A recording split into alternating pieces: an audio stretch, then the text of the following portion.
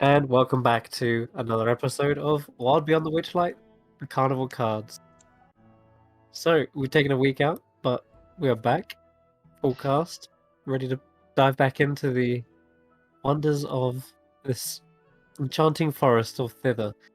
And you've been traveling for some time now. Last week you kind of had a sort of a downtime in between traveling kind of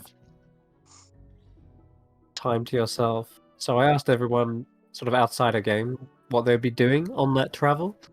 And I guess we can choose to roleplay out a little bit of that if you want. So I believe we'll start with Tarquin, who you mentioned you were thinking about the Yeah, meeting with Cradleful, beginning to sort of unlock potentially new aspects of draconic powers. yeah. And yeah, go on. So essentially, as I said, Tarquin is. He's obviously through his journey. He first met the acid dragon, whose name I forget because it was quite complex. Um, Yeah. then because of his revival, that spark of energy, he managed to get access to electricity, even though he's not met a lightning dragon. But he got that, and then of course he met the Jabberwock, and through that inspiration he got the fire. The difference with Cradlefall is that he never fought Cradlefall or saw any of their abilities, but he obviously spoke to them, communicated with them, and perhaps even got on slightly friendly terms, considering he was allowed to like scratch it under the chin and stuff. So he's sort of Yeah. focusing on perhaps the bond in that way instead. So maybe not necessarily at this point able to use those abilities, but perhaps start to tap into them a little, Yeah. and just think on those things. He's also considering that they obviously have a few cards up their sleeves, as it were, in terms of what they can do. So they've obviously got the wooden eye, which we believe belongs to Scabatha. Which we took from one of the other hags, which we took from the first hag, so we can potentially use, to turn Scabatha against them as well. I mean, they already got that rivalry, but causing some of that to become open hostility could be useful in some ways. And considering he's a fae, I'd imagine stories and such, and fairy tales in particular, probably of something he's quite aware of and how important they are. It's why he's not been necessarily surprised about any of the weird things happening in the Feywild. And considering the story so far that they've dealt with, they went to Hither, they met a guy to lead them to Thither. They went to Thither, they met a guy to lead them to Yon. He's imagining that the only way to get to the palace is through Yon, even though potentially there could be a guide anywhere. For the story to progress as it is, that makes the most sense. There may be a twist in it that he's not expecting. He's honestly half thinking that it may involve having to tame the Jabberwock, and he's trying to consider how to do that. Wow. Which links back to his thoughts on Cradlefall, because obviously he formed a friendly bond there. So it's whether he can use that learning to essentially tap into that, because as the letters we found said, Zybilna was able to form like a bond, which means it is possible, even if it's difficult. So he's just considering how to do that, and feels that, to be honest, almost everyone in the party might be able to play a part in it, because Xaxx being part dragon makes sense. Rodolfo obviously having a link to Zybilna, Tanwen being good with animals, Solomon having that, or Nox or whatever the summer one's called, having that tie to nature, it almost feels like everyone can do something, but Essential. he's not quite worked it out yet. And essentially, Mm. just thinking on the future and what is the next move to get to basically find the ending to the story without anyone dying. And potentially with no fights at all, because that would be great. Despite him being a very martial-based character. That's an ambitious idea to tame the Jabberwock, considering its monstrous-like appearance and how it seemed to attack anything on sight. Yeah. Those that you think back to that poor elf who perhaps saw bloodied and within its grasp being hoisted off into the air and leaving a badly scarred poor Juniper as well. Taming such a destructive creature might be monumental, but we'll see. I mean, it may even come down to having to beat it in submission, which isn't. I mean, they did pretty well last time. The only issue is it can fly, but Tarquin's obviously learning a lot about dragons. Maybe he'll gain the ability to fly. Actually, I'm not sure if I've got that ability yet.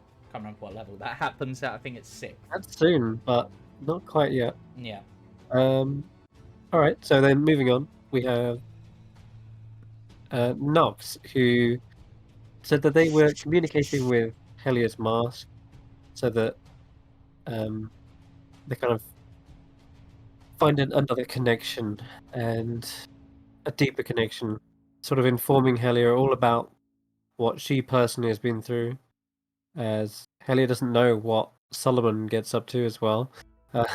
Nox has also been doing a little bit of druid craft apparently on the side, and Nox made Tanwen a real flower with her druidic powers, and it's just sort of a gesture of reciprocity, sorry, for the crocheted flower that was gifted back. So yeah, I imagine because she doesn't actually have druid craft, she's just like bloomed one on her skin and then taken it off. perfect. All right, There we go. Which is a weird thing, because druid without druid craft. Yeah. Well, she's naturally, like you said, able to sort of grow blooms, being part of Ladrin. Is anyone up front in the Walks wagon?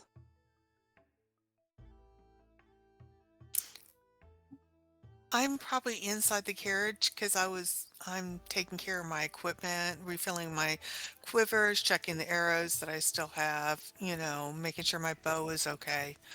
So I probably won't be up front or on top just yet. Interesting. At some point, you start to feel the Volkswagen start to veer off course, and if there's a horn, it probably goes off.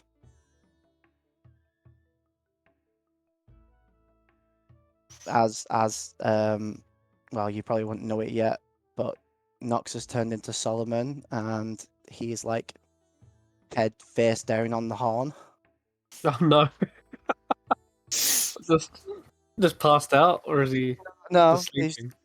he's just face down on the horn, in due to emotions. Oh right. Because underneath his head on the horn is a letter he's been looking at for a bit of a while.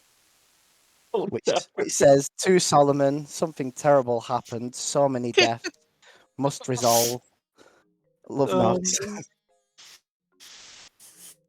Look at everyone else. You just hear this loud honking noise from the If from Cordelia. anyone Nox, does Nox, notice, are you okay down there?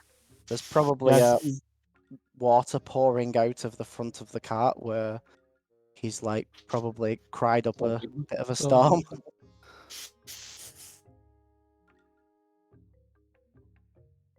Apaclaw, Are you okay down there? Yeah, he goes. How did it happen?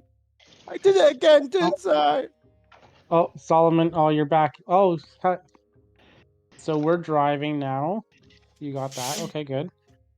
What do you did need do? someone to take Transform? over the wheel while you are, ruminating on things? Yeah. Yeah, perhaps you're not the most concentrated. I will help. I will help. Many people died. That is a fair question. I was not Uh, counting. Nobody from our group. Not from our No. group, no. Not our group. It says we must resolve it. How many innocents died? Yeah, a lot of trees have died, and Mm. there's a dryad who wants to take revenge, and we've got to resolve that. I died, Clapperclaw says. But I'm okay. That's good, Clapperclaw. At some point, you probably see like steam coming off him, but it's like it looks like dry ice, Oh. and he just steps to the side and lets Sarah Jane take over. Who is Sarah Jane? Sorry, Rodolfo. What I do don't you even need know who we're with. do you need assistance? What is this mist stuff? Is that healthy for you? I don't know. Okay. Are you hurting? Just it keeps happening. I keep killing people. Well, they'll all die eventually. It's alright. And look, the ones who died, mostly they deserved it, or else it was me that killed them. So he'll pat Solomon on the back. Don't worry too much about it. Why don't you go? When- Read the letter. You when you pat him on the back, the leaves that are on his back that are usually frosty are a little bit wet. Ugh. He tries to discreetly wipe his hand on on his shirt and just go, yeah, and not quite as cold as it used to be. Are Okay. you coming into the main carriage, Solomon? Okay. Yeah, death comes for us all, you know. When they do, don't challenge them to a pillow fight, though.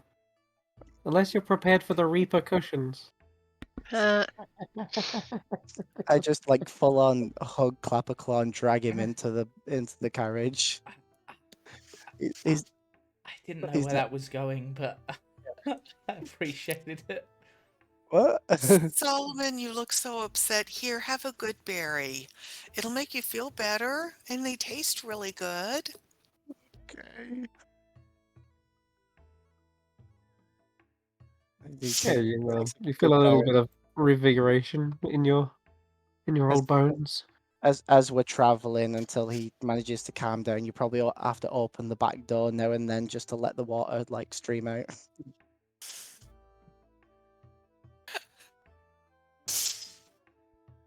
And so then we Yeah, just- I think Tanwen, we may need to do something about that. Seems like he may be unraveling a little bit. I think he probably needs sleep. It has been a really intense couple of days, and maybe if Solomon, do you think you could sleep for a little bit? yeah. I'd go into the trance, but not letting go of Clapperclaw. Clapperclaw, are you okay there? a bit squashed, but I'm okay. I have straw for inside, so I'm very flexible. So, Okay. Used to being a squash. Yeah. so My head. him hugging you that tightly isn't the last straw. Ah, Oh, got me. You got me there. And we just carry on the journey. Oh, okay. You Every once in So- a while, go. Rodolfo is just gonna try and do a little bit of just a little bit of mage hand and try and just clean Solomon up a little bit, just sweep a little bit of the water out of the out of the indoors and just kind of brush it away. Just kind of the messiness is upsetting him. He's It's just like if there's any leaves that are falling off, he's just gonna try and delicately take them off and I kind of flick them off. remember I can do shape water, and if it is bothering you, Solomon, I'll just do shape water and then use Mage Hand to lift it out. So to keep it dry in here. So you I mean, since you were it's gonna it's a little bit messy. I would never presume to. I mean, I would presume to comment on another's appearance, but at this point, it's affecting the group. You know. I understand since you were gonna go up front to drive, I'll stay in here and I'll use shape water and Mage Hand to clear out the Cordelia's inside if if and when necessary.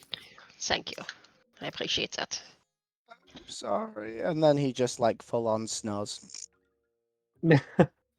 Keeping the inside of the Volkswagen is easy enough with both of you working in tandem.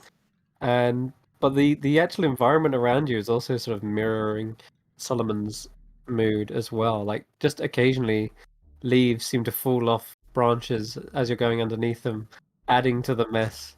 And there's yeah, you can see even the branches like seem to be drooping like that of a weeping willow. It would just seem to hang down and then even more leaves fall off as a result of that. Yeah, But farewell emotions. yeah, it seems like almost they are feeling what you're feeling for the most part. Just a light pitter patter of rain as well, perhaps occasionally. But the mood overall generally improves over the course of the journey, and When he's asleep.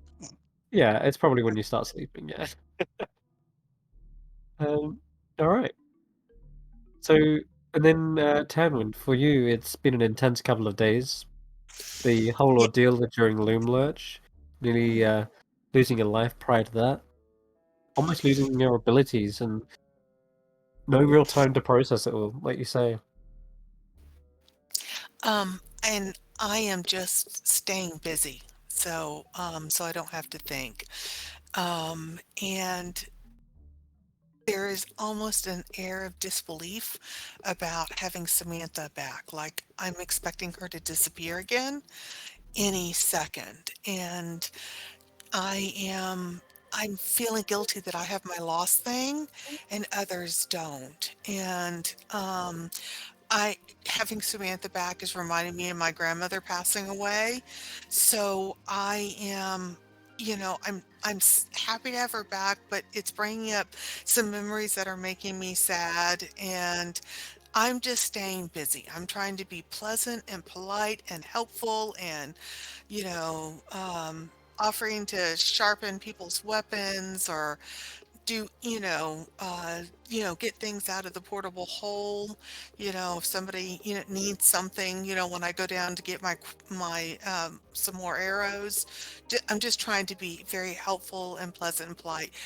Periodically I'm going to hear Samantha say something to me and I will respond to her. So like Samantha and I are having a conversation. And then finally, one of the things I'd like to do is fashion a bag or something I can carry Samantha in so she doesn't have to be stuffed into my backpack. Okay, perfect. Yeah, and everyone else, you've taken notice of occasional moments where Tamlin is talking to their doll, Samantha, but no one really hears anything come from Samantha's mouth. So maybe they just sort of taking in a moment of childlike imagination in this moment. I've just been reunited with something they lost 8 years ago, and yeah. You actually hear Samantha say something, in fact. Let's see.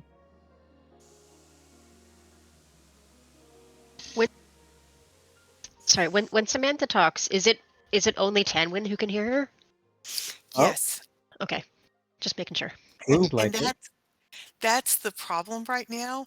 I'm a little bit worried that I just had a mental break because she never talked before, But then again, we're in the Feywild, and she's been here for, years and years and years without me in possession of a hag. So who knows how she has changed?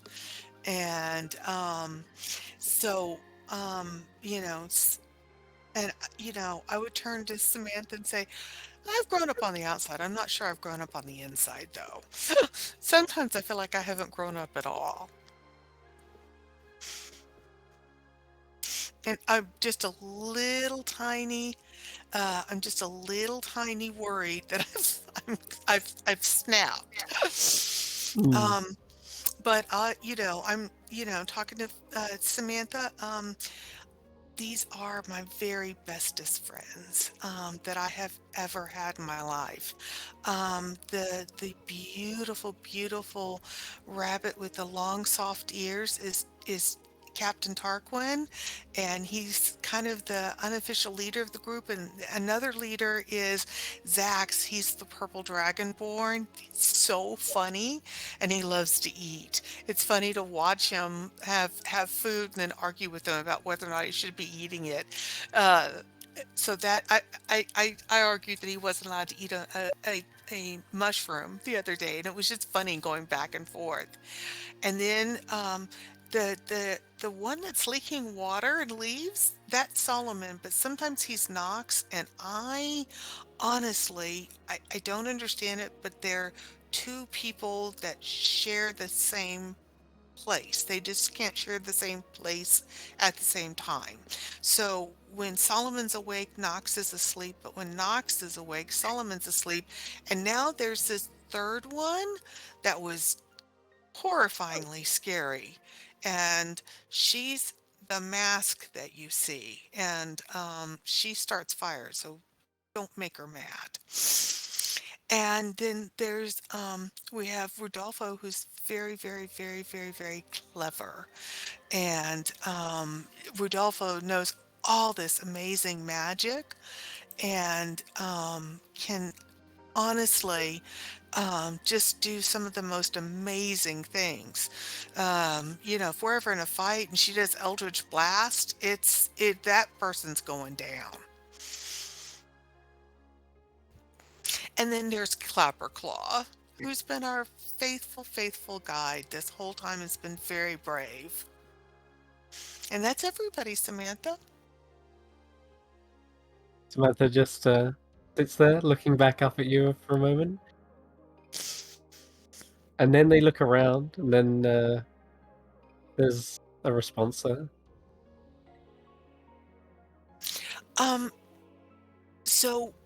Yes, we are going to take Star back.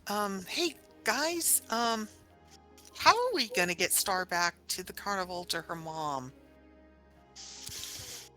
Have we thought about that? I'm sure Tarquin and Xaxx may have. Rodolfo, I'm calling out to the front. How are we going to... we need to talk about, at some point, how we're going to get Star back to the carnival. Not just Star, but the halfling as well. Oh, that's right. I mean, I was sort of assuming that we would keep her on a leash, keep her safe with the baggage when we go off to fight, and then just take her back when we go back. I mean, unless you have a portal to the carnival, how else are we going to go all that way? Well, that's actually what I was thinking. I mean, from what we know, the hags seem to be able to transport to the carnival via those mirrors. And we perhaps went a bit above and beyond in our task in Loomlurch. So I'm wondering whether we might be able to arrange a bit of an addition to the deal to get Star and our halfling friend home, though I'm not sure if him going back will turn him back to normal or not. That's kind of a problem. Either way, I think we agree we need to get him back. Is it a good use of a favor that the witch would owe us to send back these NPCs? I mean, They could just sit here with the bags, you know? I mean, if we If we have, would be giving away an advantage just for Hmm. what? Something Yeah. that would happen anyway. well, if we have the third one that we're looking for, the bugbear, then I'd say yes. But whilst we've got two of them, it's probably worth waiting. And Star being a displacer beast might have some use to us, and obviously, Ruben. I think it's Ruben, right? Am I remembering that NPC's name right? Ruben Yeah. Sugarwood? Ruben Sugarwood, yeah. Yeah. He's obviously been in Brismere for what, like, a bit longer than us, at least a few days. So it might be well, a few days to us could be years for him. Who the hell knows? Might have some insight and also it could be good to have someone just sit with the wagon whilst keep the wagon at a distance until like a signal, and they can bring it in to. That makes sense. I like that. I mean, I prefer to leave it with the halflings and with the cat. Y'all, Samantha says she has an idea. She says we would have to get really, really, really, really, really lucky. Hang on. All right. That we could use a fairy ring? That's technically true, because we know that there is, at least from memory, there's at least one fairy ring back in the carnival, or at least where the carnival was. Right, it was just outside the carnival, and it had the water coming out, that stream. Right. And it was just on the edge of that. But the other problem is, we've got no guarantee that the carnival's still there. Yeah, that's a legitimate. I would hate to send them back and then suddenly discover that the carnival's not there, and it's going to be years and years and years before they can reunite again. Yeah, so I think for now, best bet is to keep them with us, and we'll just have to see from there. The fairy ring might be a good last-ditch attempt if we can't think of any other way to get to the palace, though. Samantha's saying that she heard Granny Nightshade say that she's trying to ruin the fairy rings. So, ruin them how, Samantha? So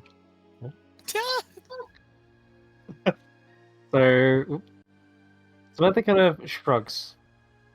Okay. Yeah. She's not sure. She just heard her say that she was going to do it. So. Yeah.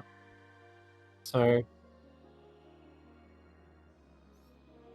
as you continue moving on, think what else. We did see in, I want to say, the story version, in that the hobgoblins were like attacking the fairy ring as they left for it, right? That's right. So it could be they're just literally trying to damage the fairy ring, or if we think about it, everything in Hither was slowly rotting and decaying apart from certain areas.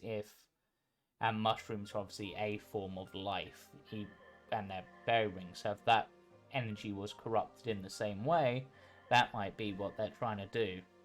Though whether they're trying to actively do that, or if that's just a side effect that they're happy about. And let's go over to Xaxx as well, who's riding in Cordelia rather than on the back of Little Oak. And actually, I think Xaxx will be riding on top of Cordelia on the hood area. Yeah. Trying to be, I think, a little bit out of character for him is spending more this time by himself than with the others. Okay. And so just sort of enjoys Cordelia better than Little Oak, and so wants to be on the roofs. They can stare up at the stars and the moon in the sky, as things are sort of going on.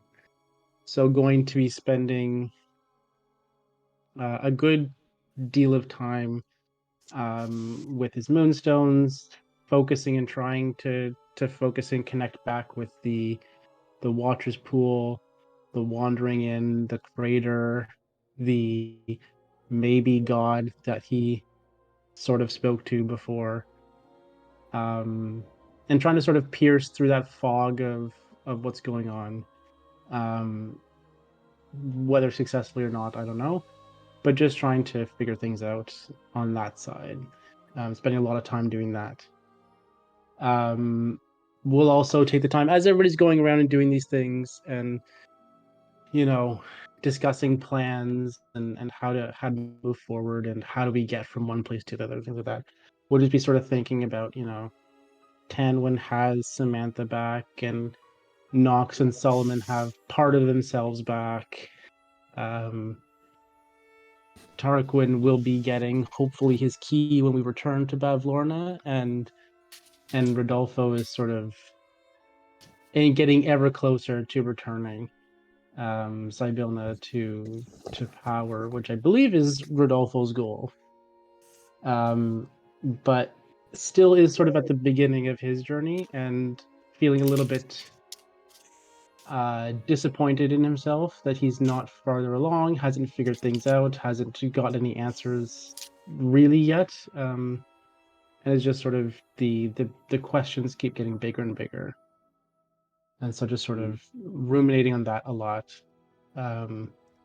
And then when we stop to take breaks or to make camps in the evenings and things like that, we'll just sort of wander off by himself to go and rummage and find some interesting mushrooms or things to eat and bring those back. But just spending a lot of time sort of uncharacteristically by himself. Okay. That is a good point. You've actually combined this connection. You've attuned the Watcher's Pool, and you've sort of created this dot to dot almost, bringing this network of moonstones back together. And it's stronger now. You can feel the network sort of interconnecting, memories condensing, piecing together. And as such, that light of the moon, it pierces through the dense haze of your mind. And as you're perhaps in a moment of isolation and meditation, you see it strike against something. A large, distant silhouette. The light hasn't quite revealed it, but you strain in your vision to see what it is. You can give me a perception check and see what you get.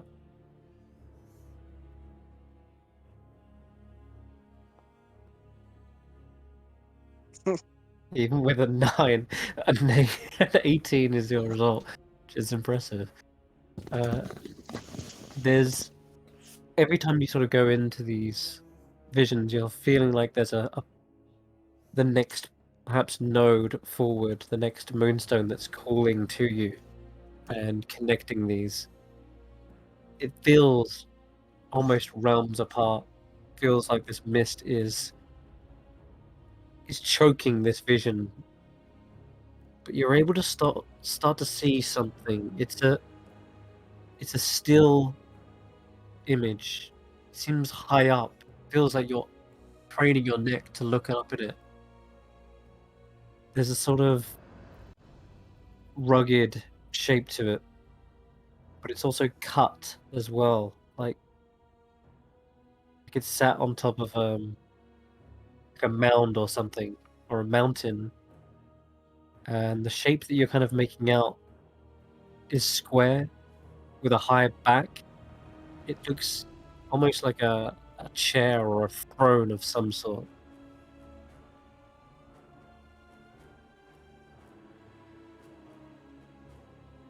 Can I tell, like, is there somebody in it, or is it just an empty chair throne? As you're watching the haze sort of move past it, circle around it, you try to really strain your eyes to see if there's something there. It's a very high-backed throne. There was someone sitting in it. You can't make it out. Perhaps not. Mm. Perhaps it is just empty. But who's to say? Your vision is just sort of seeing that silhouette shape, and it's very square and cut. Can I make out anything about the room or the area that it's in? Like, can I, or am I just seeing the throne? Yeah, again, you kind of see that it's like atop something really high up. You feel like your vision is straining to look up, and the general shape of it rising like a mountain towards this throne. That might be why it's so misty up there.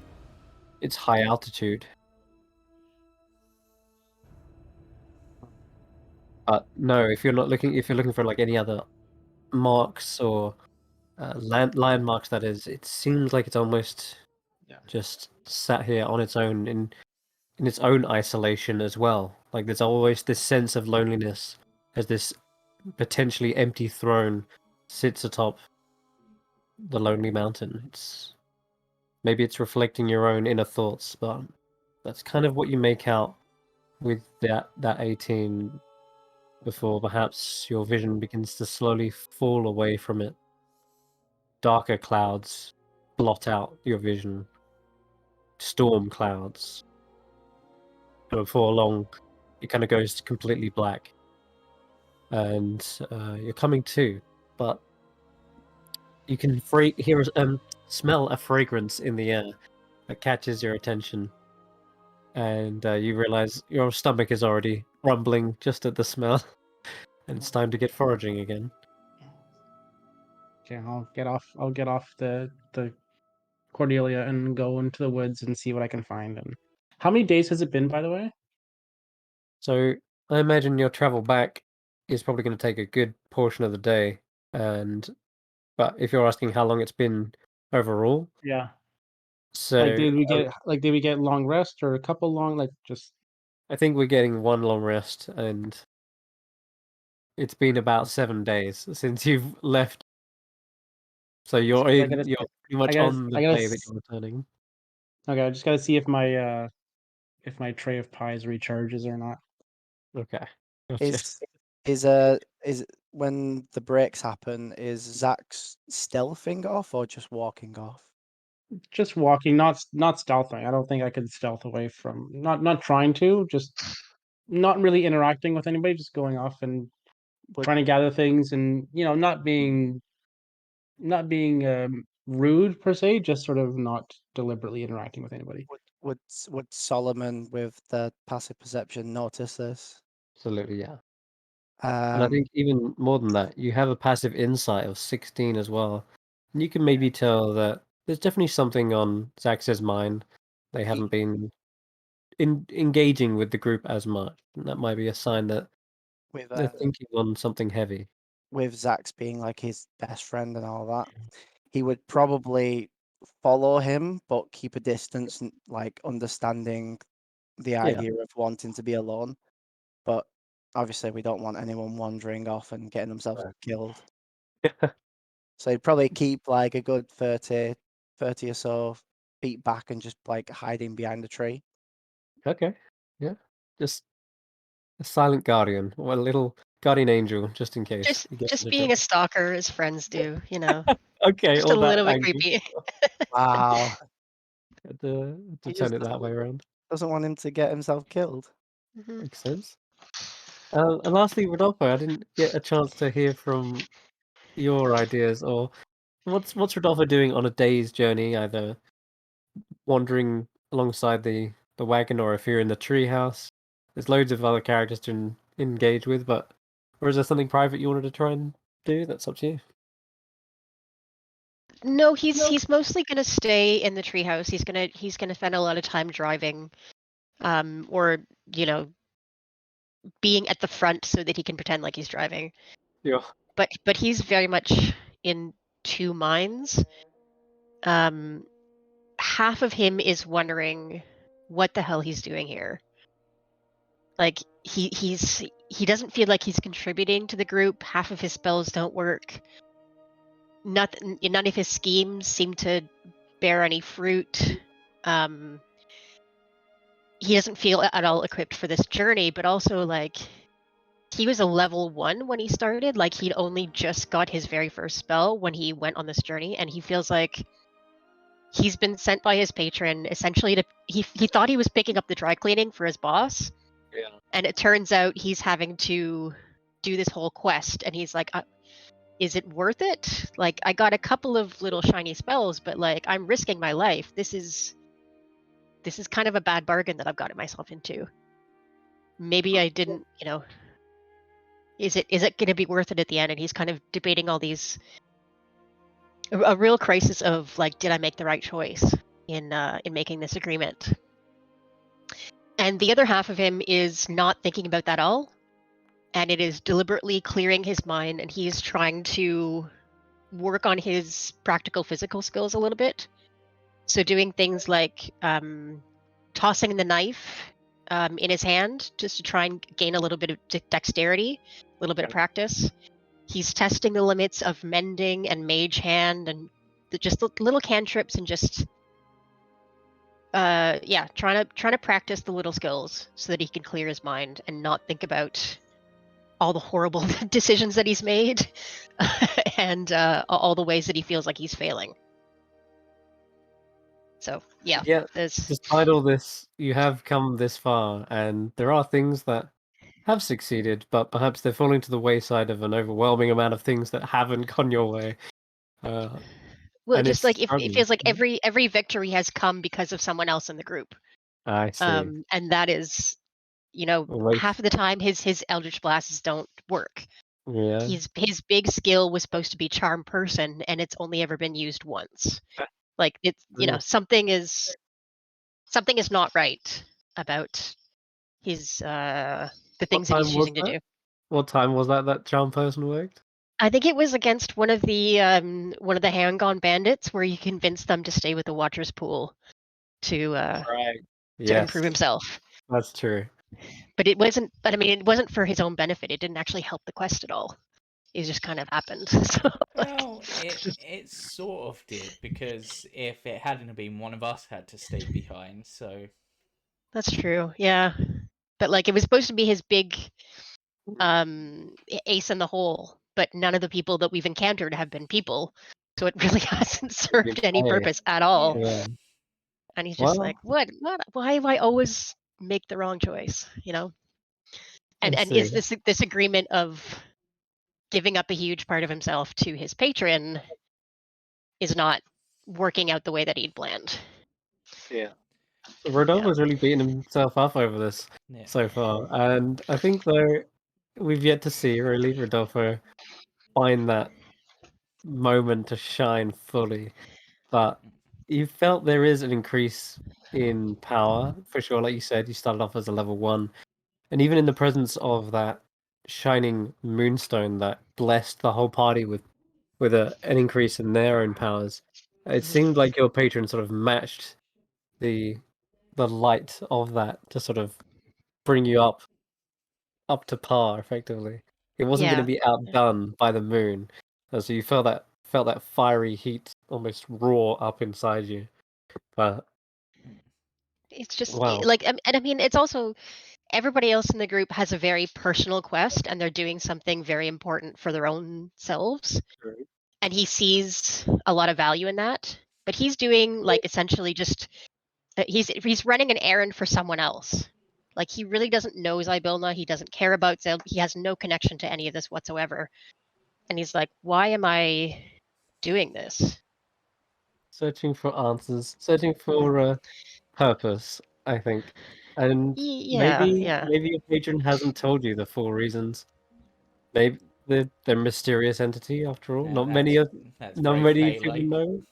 Yeah, Sounds he's like never he's been kind of trusting that the Fey creature knew what it was doing, that his patron had some greater plan, and he's sort of trusting in that. Yeah. But it's been a rough for a few weeks. And another question probably boils to your mind as to what the what was it that this dealing was with Zybilna that requires such a debt to be paid, really? Mhm. Patrons such as yours having dealings with an archfey seems there's a story behind that too. One that's yet to be fully unraveled, but Yeah. for now, just feeling a little frustrated. Rodolfo hasn't found a true reason, a true calling yet here, or even a true way to shine in the party, but maybe Yeah, that that's will fair. come to change. Maybe that moment will arise. We will have to see. But yeah, okay. Good to have some insights though onto Rodolfo's character. We don't get enough of those, I feel. So, He's no. I mean, he's not going to share these vulnerabilities with other no, of people. course not. No. I like this inner dialogue, inner monologue we're having here. Cool. I like it. Yeah. And finally, the party have wandered far down through Thither's deepest forest. Though it seems like you're feeling like you're going downhill. Every step Little Oak takes, it seems like the forest floor straightens out.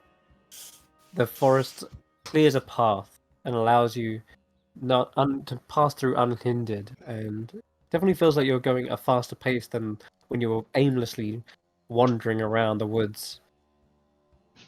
And now there's that centennial that's lured Xaxx towards something new, something wild. But as you're approaching, the scent changes, Xaxx. Goes from sort of an earthy smell to sort of a kind of musty and then rotten smell, almost like mulch and like almost like compost heap sort of smell. And sure enough, you do even see more little insects kind of crawling and skittering around the forest floor. Then you spot that tree trunk. It's completely hollowed out. In fact, it's more just sort of a how do I put it? Almost like a wall, like a circular, cylindrical wall that's formed. And inside, you can see there's patches of red, and as you kind of come around that circular wall, you start to see an opening that perhaps you can approach from to get closer to it. And the color is also sort of slightly being drained out of this whole area. The red is the only thing that is of that rich kind of color. There's plenty of illumination, though. You can see there's a great deal of moths that sort of landed on nearby trees, leaves, and they seem to just be pulsing this light glow. But it's a pale glow, and it kind of gives everything a sickly, decayed look. Let's drag you to that map. Where was it? Oh, there it is. This is actually where we left off last session, but so I'm just going to maneuver some tokens around. I'm going to say that Tarquin, you're probably back here a little bit, and whereas Nox is maybe closer by a tree trunk. You can position yourself, Nox, where you feel you would have a good angle of Xaxx. Xaxx has definitely been aware of your position the whole time, but whatever. You've not been close enough to be intrusive, right? So. Is it Nox or is it Solomon right now? Oh, sorry. Yeah, let's change that name. Solomon. Of course, it's Solomon. Okay. There we go. I was just doing it. Okay. So yeah, Xaxx, you're up to this. Like I say, it was a tree trunk at some point, but now it's this kind of decayed little circle. A perfect fairy ring of mushrooms stands before you, and there are patches of red here and there. These moths seem to pay you no mind. They don't even flinch at your presence. I'm gonna go over to one of the mushrooms and just sort of touch it. Okay. Sure. Because the red caps jump out at stuff like this, so I just want to make sure it's not a red cap. True. Okay. Touch it. Can we Go see on. what Xaxx is doing? You're not too far out of the path that you could catch up if you wanted to see what Xaxx was up to. Okay. So yeah, if you're intrigued by what he's found, you're easily able to sort of jump off the wagon or stop. I'd say the wagon maybe it's come to a halt because I feel like Solomon and Xaxx were the two kind of in charge of that, and if Xaxx has gone to forage, the caravan of tree and wagon has come to a stop. So Yeah, I'm gonna jump off and I'm gonna tell Samantha, stay here just a minute. There's some moths over there, and I just want to go see what they are. So, stay here. speaking of moths, ever since you left the dollhouse, you realize there has been a collection Moth. of moths that have been following you around. Yeah, Yeah. absolutely. So, I'm gonna wander over and just kind of see what this swarm is up to. Hey, Hmm. Solomon, what's going on over here? Shh. He just Okay. shushes because Xaxx is having his alone time. Oh, okay. Sorry. Okay, Xaxx, you prod one of the mushrooms. It does actually move. It reacts. There's a sudden jolt to the mushroom, and it hops away from the circle and sort of sits just next to your foot, almost prodding you back in the ankle as well.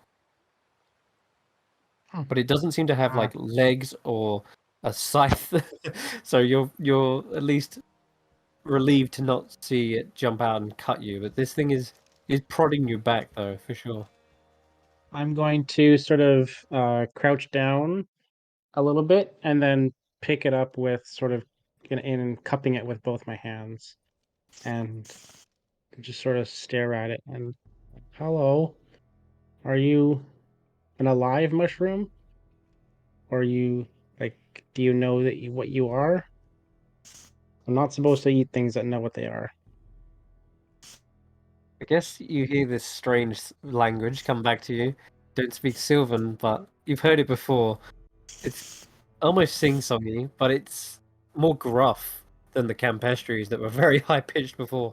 Now this one sort of almost spits its words at you. But yeah, you have no idea what it's saying though. Ah, I guess the other two, who are close by, might.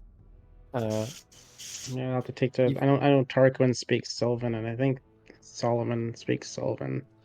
That's I true. don't. Solomon does. Would I hear it from where I Yeah, am? I would say so. Yeah. So, Solomon, you definitely hear the spitting and biting words of this mushroom are quite mean, in fact. And they say, "Of course, I'm alive. What does it look like? Mushrooms don't move on their own. And who do you think you're prodding?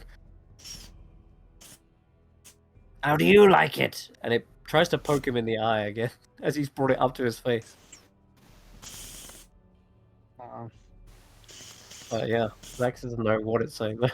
Just Well, maybe if I take you over to Solomon or not, I'll just carry you over there.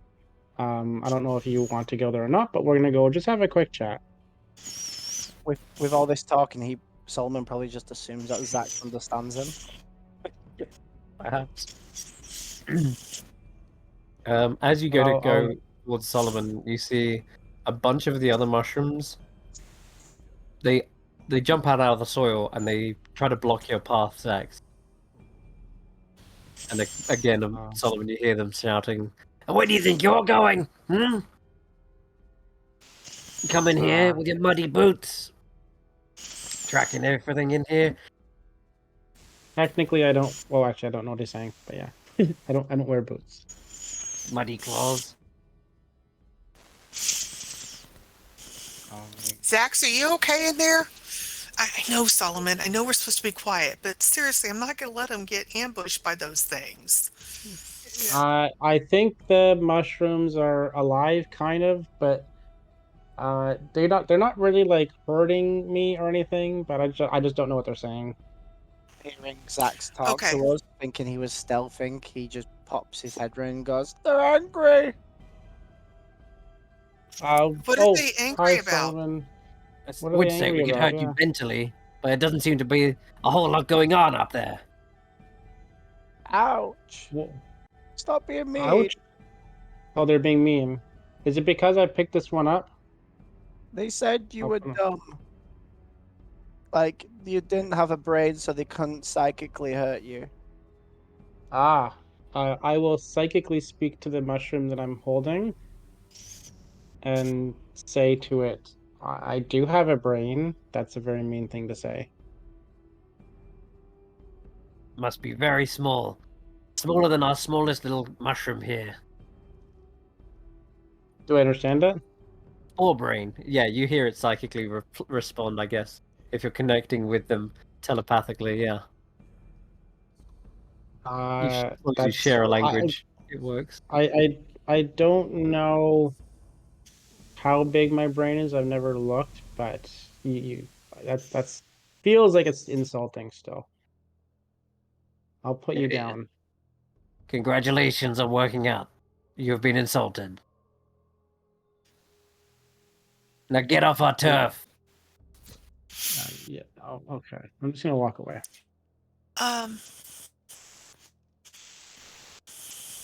As you begin to walk away, though, you see the mushrooms begin to kind of form back into their circle.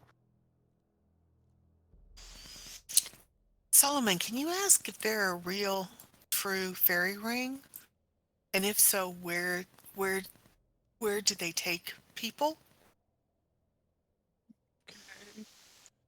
Hello, mean mushrooms. Might be a stupid question because you're technically a mushroom ring, but are you a fairy ring, and where do you take people? Yes, we're a fairy ring. And we'll take him wherever we please. Do you have an appointment? Hmm? Yes. We have an appointment in yon. Great. Step into the middle. Wait, Solomon, let's not let's not use it that way. What I'm thinking is, can they take Star back to the carnival, wherever the carnival is? Wait, we found Star? Yes, I'm so sorry. We should have told you, Solomon. I apologize. Yes, we found Star. We have Star with us, and I know her mom is probably still frantic with worry. So we also found that halfling who had proposed to his girlfriend. Unfortunately, he's still a child, so we don't know if we should send him back, if he'll revert back to an adult, or you know, his fiance is going to be raising him for the next 8 to 10 years before he can propose again. But we could possibly send Star back. Maybe we should ask Tarquin to come over and Rodolfo to check this out. Okay.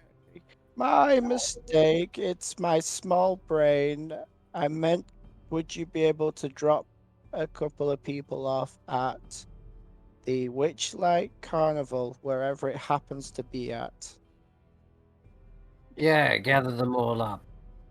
Okay. Wait, You see Star is actually playing, probably climbed down from the treehouse and is chasing after a colourful moth. are we not going to the... Do we want to go back to the carnival for a bit? It was I decent. we have so little time left. I thought we had to be back, and I think we're at our almost out of time. I'm gonna go over, and I think we need to talk to Tarquin and Rodolfo. I don't know where Xaxx went. Um, these mushrooms are told Solomon that they're a true fairy ring, and that they can take people or creatures back to the Witchlight Carnival. Okay, But and we are just believing whatever that some random mushrooms are that we found in the forest. I mean, that doesn't seem safe. Yeah, I'm gonna go try talking to them. Okay. Yeah, I agree. That's why I'm so I'm not I calling mean, Star over. I want to get rid of these friends as quickly as possible, but you know, it's a. I agree. Yo, what up the fairy ring? How you doing? That's the strangest greeting I've heard from a herring gun. Eh, you know. I'm just trying something new. I was a pirate for a bit. Before that, I was a carnival performer. Thought I might go for a rap star next. What do you think? You shouldn't give up your day job, Yeah, that's kind of what I was thinking. Anyway, so especially with that ridiculous hat. it's a fabulous hat. You're just jealous that you can't have such a good hat. We all have hats. They're called caps. Yeah, but they're a bit flat. What? Tarquin, you need Mine's a to snapback. fall into the insults to remove their power. Oh, yeah, that's... Anyway, right, so... Yeah, that's not gonna happen. You have no power over us. I mean, and you have no power over us, so we're on even terms there, so... Well, sounds like you want to get back to the carnival, and we're the only ones who know how to do that, so... Well, you're not the only ones. I've got my connections. It's just you're the most convenient one at the time, but... Question is, what's in it for you? Why would you be so willing to help us? That's what we do. We're a fairy ring.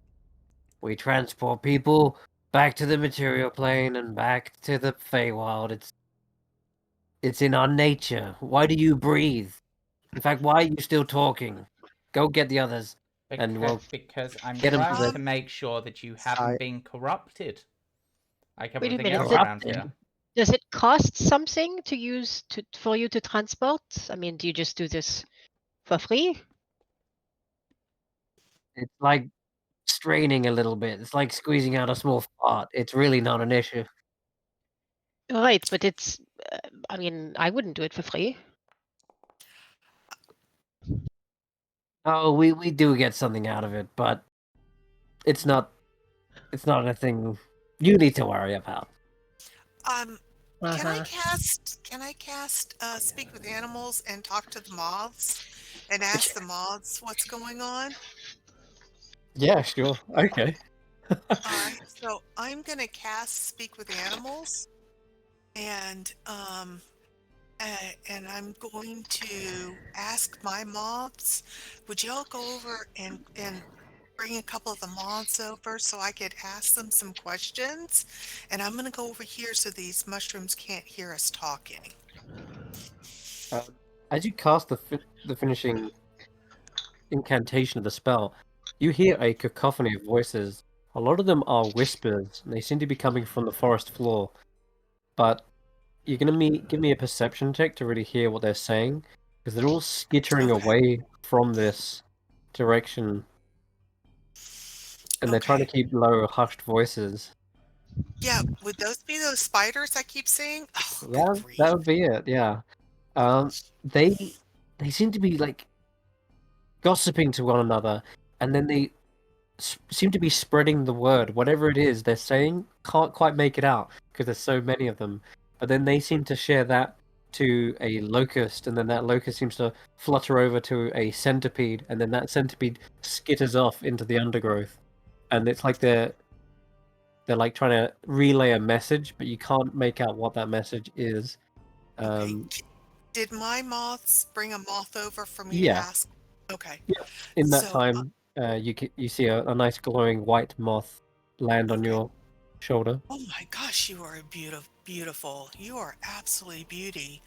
Can you tell me, are the mushrooms being truthful about their ability to take people back to the Witchlight Carnival?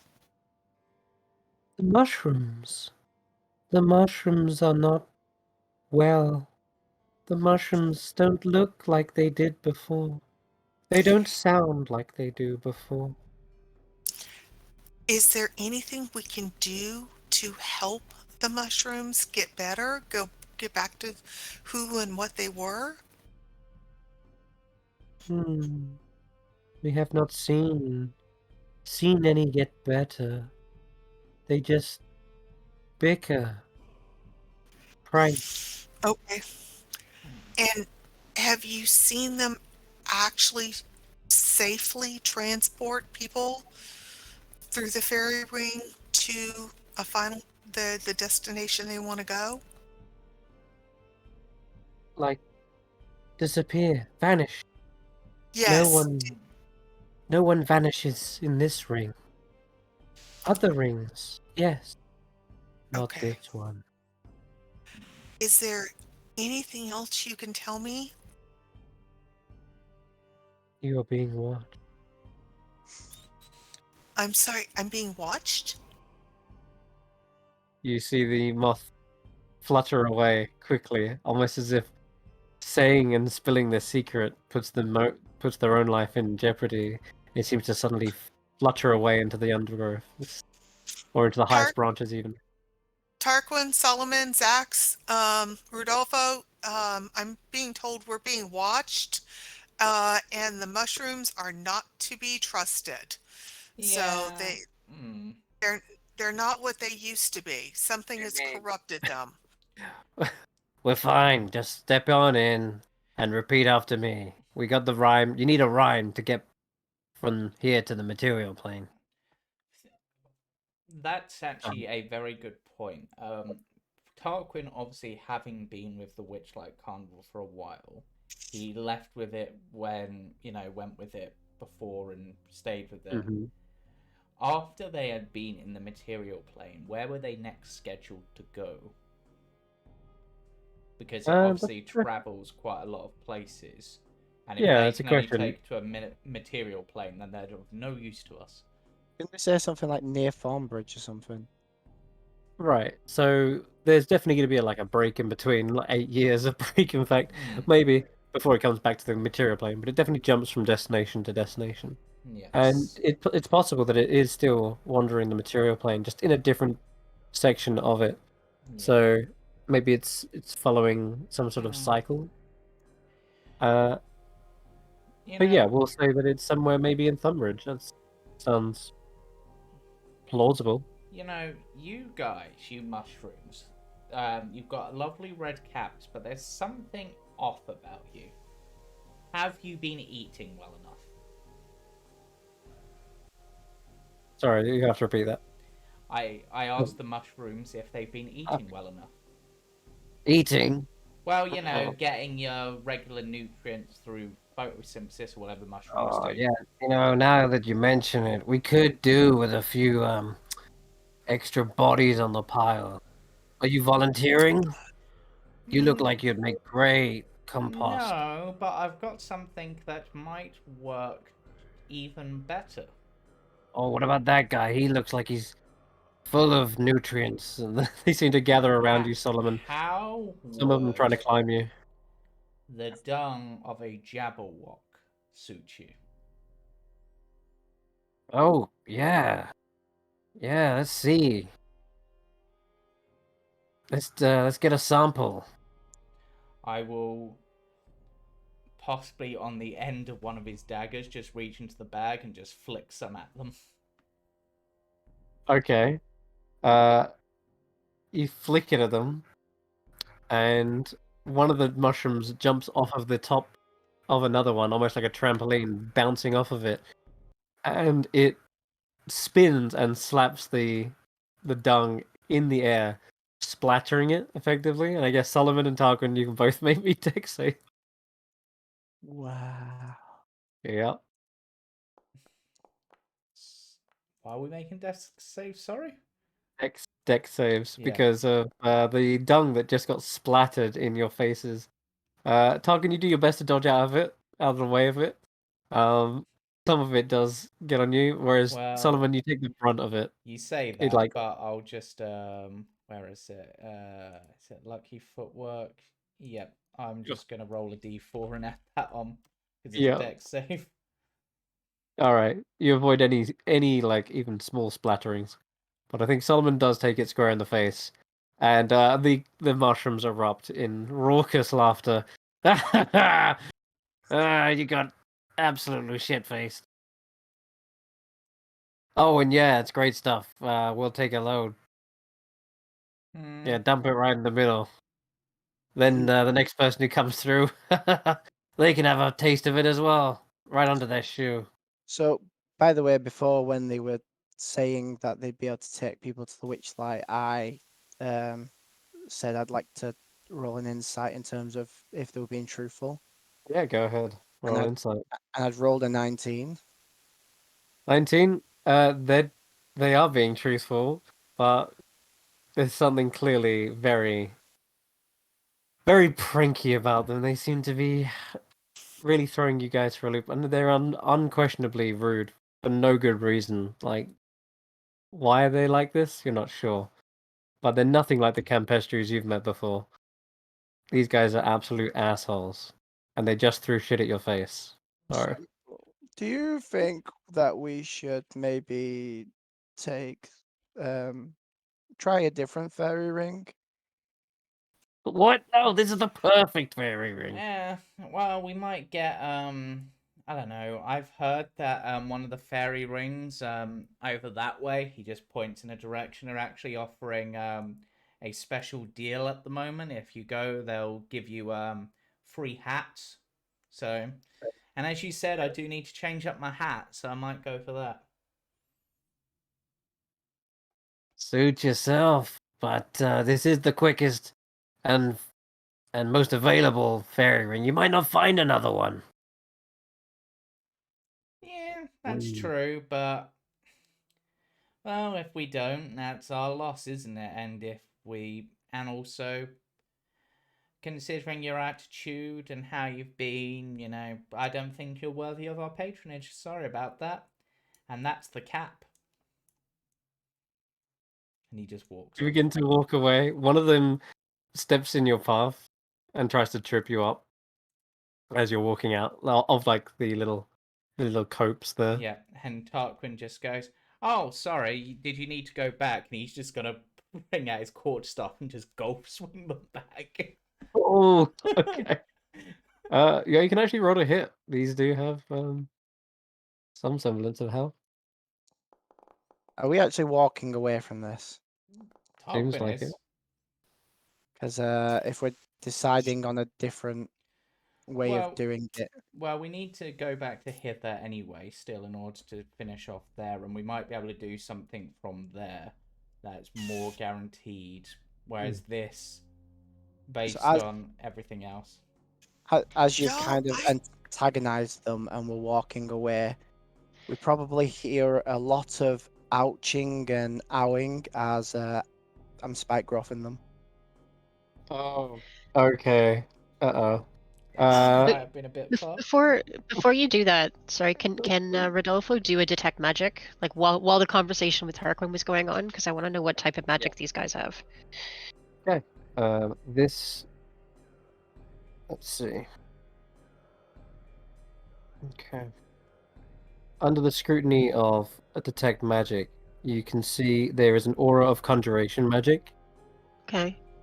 as well as there seems to be some underlying magic as well. Hold on, this is a good. I'm gonna have to look this up. This is really quick. The conjuration seems to be situated in a circle and almost like the actual tree trunk itself, like the land is suffused with conjuration. However, the mushrooms themselves, they give off transmutation, and a quite strong one as well, I mentioned. Whereas the conjuration almost looks like it's almost faded, decayed, or perhaps just hasn't been used in a long time. Whereas the transmutation on the mushrooms, that seems quite recent, and it's strong transmutation. Okay. What type of do I know what type of magic would be involved in transportation like a fairy ring? Oh, Like what am I what I be expecting to see if it was an actual fairy yeah. ring? So conjuration would be what you'd expect, as Mm. conjuration can be teleportation Right. as Okay. well Yeah. as summoning. Transmutation is about changing one thing Transforming. into another thing. It's like manipulating something, transforming it. Transmutation. Okay. I'm gonna pull Tarquin aside, and Solomon too, and I'm gonna tell that to them. Yeah. Okay, look, I don't quite understand what the motive is here because it really, really wants us to agree to be transported, but it's also being a real bitch about things. So, you know, wouldn't if it was a straight trap, wouldn't it be nicer? Wouldn't it be alluring and kind? Now that's the thing. I think something's altered their attitude. They're grouchy. Got to remember that this area is sort of heavily tied to emotion and things, and from what we saw back at Loomlurch, or I heard more than saw, when she got angry, it woke up the red cap. So these are probably reflecting her bad mood, possibly. And yet Hey. they still offer service. Because that's sort of, as they say, what they're bound to do. But Their purpose, yeah. But they also mention corpses. I mean, I don't trust them at all. No, and to be we honest, don't know where it goes to, or what will happen at the other end, or what it will cost us. So yeah, as we're walking away, and Solomon is wiping the Jabberwock dung off his face, and Tarquin just almost got tripped over. Yeah, you see the dry ice, like steam building up, and he does cast the. He does cast it. Okay, Yeah. do you want to lay that down for us? Because that may come in to called play. Yeah, play. Thank you. Excellent. It is. Wow. It is completely coated in these little icicles, making almost a minefield of that spike. Now, the mushrooms themselves, they were actually kind of about to like bombard Tarquin, seeing as you just whacked one quite aggressively, and it's just that at that moment their path is completely blocked by all the icicles, and they don't dare move. If they jump, they'll just skewer themselves on the spikes, and they're all shouting in Sylvan at you like, "Oh, you want to fight, do you? Oh yeah, we'll take you all on.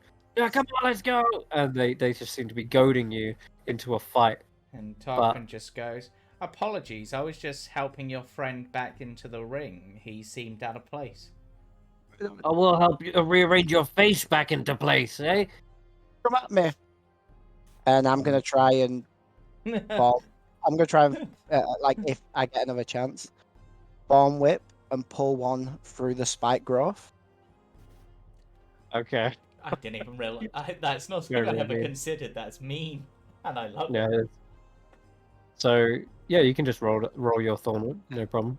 Definitely the one that tried to trip Tarquin. Oh no, the one that jumped in the Jabberwock dung.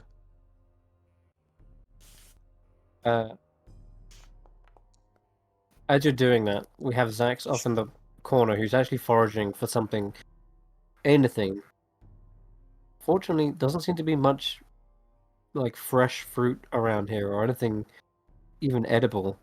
That poor mushroom gets whipped, dragged across the ground, and it probably tears into pieces as it cuts over the icicles. Yeah, it'd be 2d4. Yeah. 4d4 damage as well. Gotcha. There are like about 60 odd mushrooms in here, maybe more. So you just killed one of 60, but we'll get onto that later. The tracks, Xaxx, you've been looking around, and as you're foraging, find like rotten fruit. Some of this has been gnawed on like by maggots. Other bits just seem like it's slowly decayed and fallen off the branch. Though, as you're looking around, you do spot a set of tracks around here. They are five-toed with tiny little claws at the end. But they don't seem to resemble a animal footprint that you would recognize. They look humanoid in like shape and size, but like really sharp nails, perhaps maybe claws instead of nails, belonging to that of like a medium-sized creature. The other thing you notice is they just seem to stop at some point, probably near a tree trunk. That's where the tracks look up. end. I look up Yeah. at the tree. The tree is decayed, withered, so some of the branches are a bit sparser than others, maybe giving you a view to the top. You can give me a perception check then.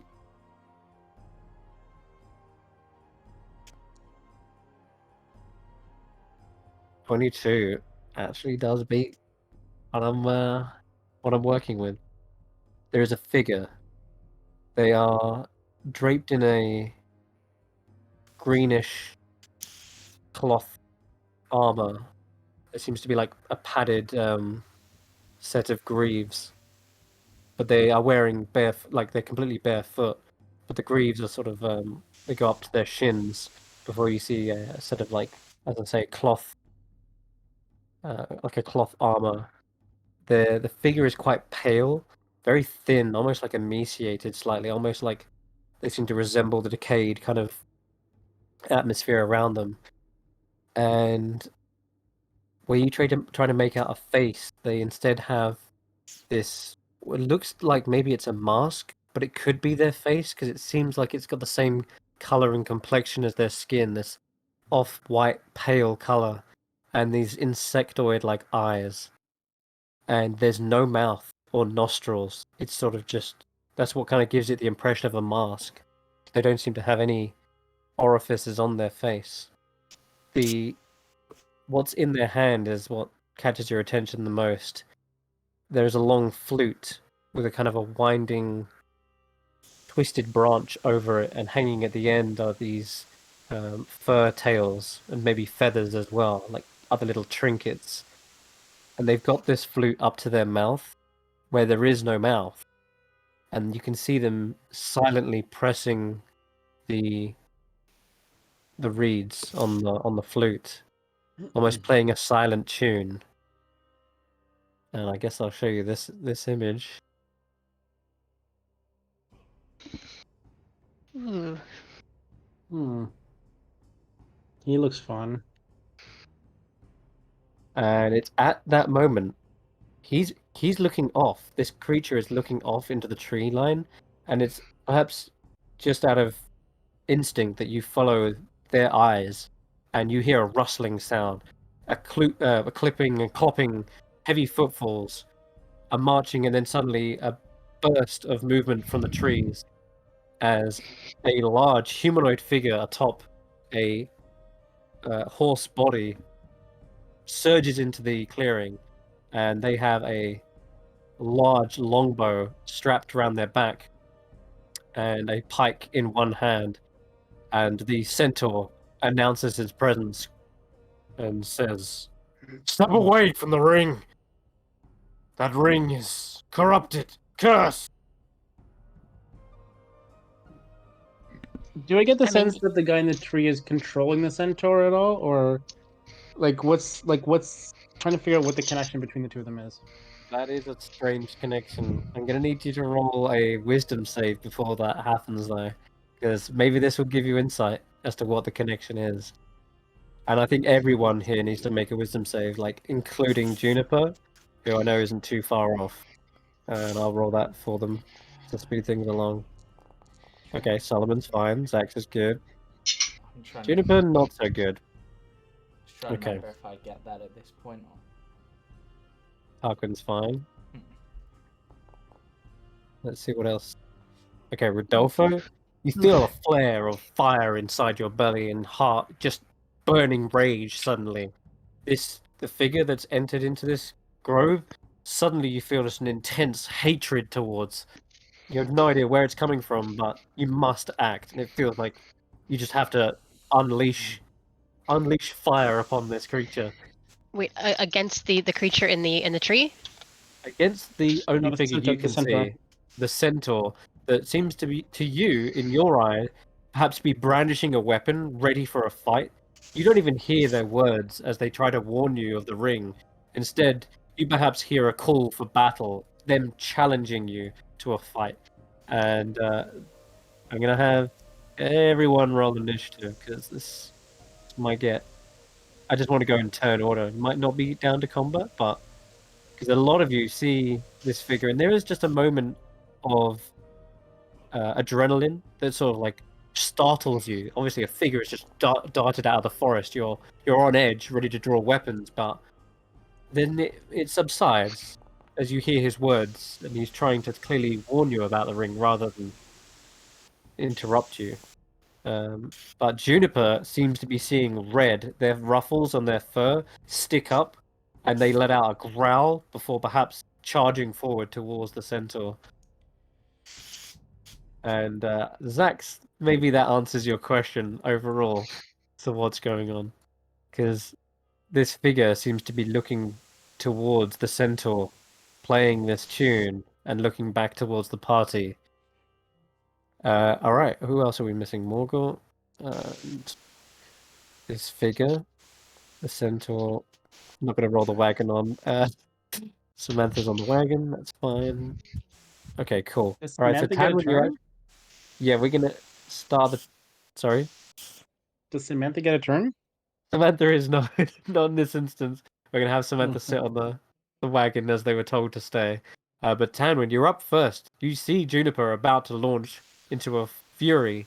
Just there's the bestial nature suddenly takes over them, and they look like a wild animal suddenly, roaring and charging. Has it been a full hour since I cast Speak with Animals? No, Or is not at Speak all. with No. Animals still? Okay. So I am going to shout, Juniper, no. Hang on, let's see who this is. And I am going to rush over and throw my arms around Juniper to try to calm Juniper down.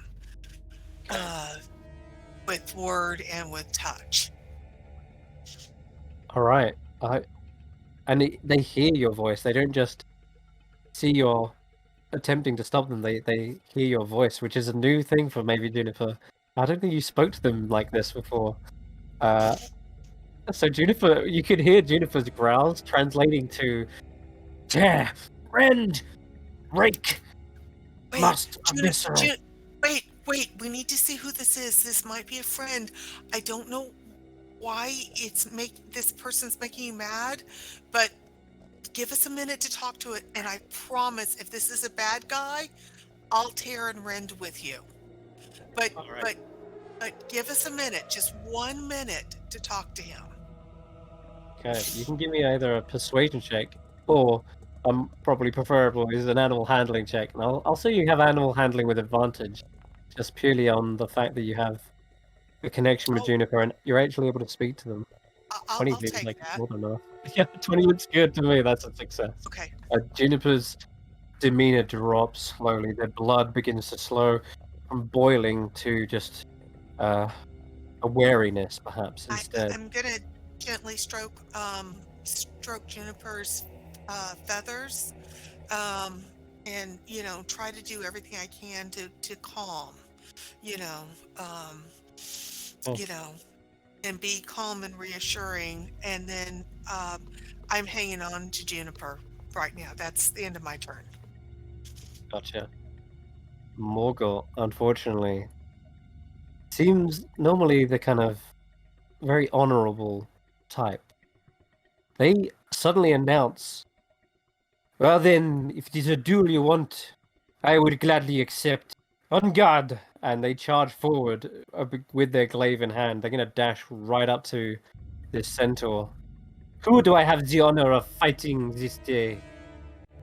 And you hear the centaur sort of shout, I'm Winterbow. I mean you no harm. I merely came to warn you. And he tries to suddenly defend himself from Morgul as he brings her glaive round. Solomon, it's your go.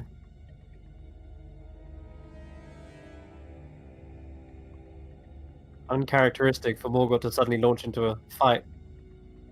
On top of that, she said something about a duel that Winterbow definitely did not mention. You're just standing there like a little bit confused maybe, but the mushrooms are still drowning out any other noise. Yeah, he's probably going to try and drag another mushroom for.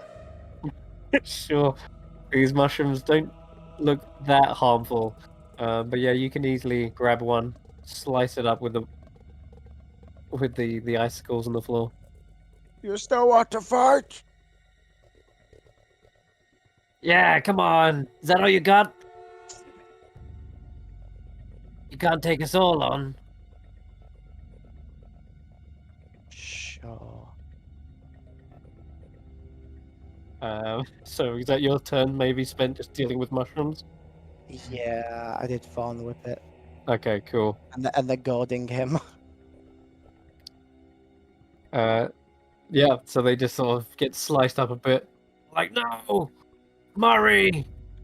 He was a good shroom. You'll pay for that, Oh, didn't you mean to murderous say movement. knave. Trying to just work out my movement next turn.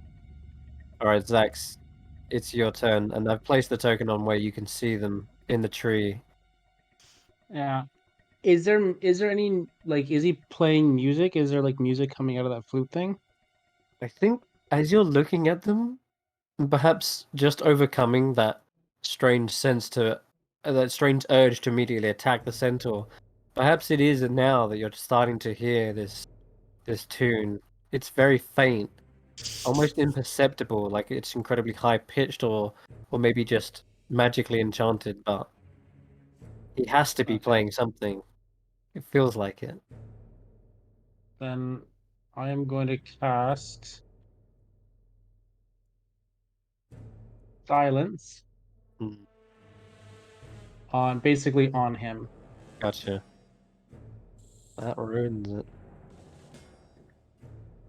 Okay. Morgott, suddenly you see her guard drop, her glaive goes to the floor, and she's holding her head for just a brief second, like,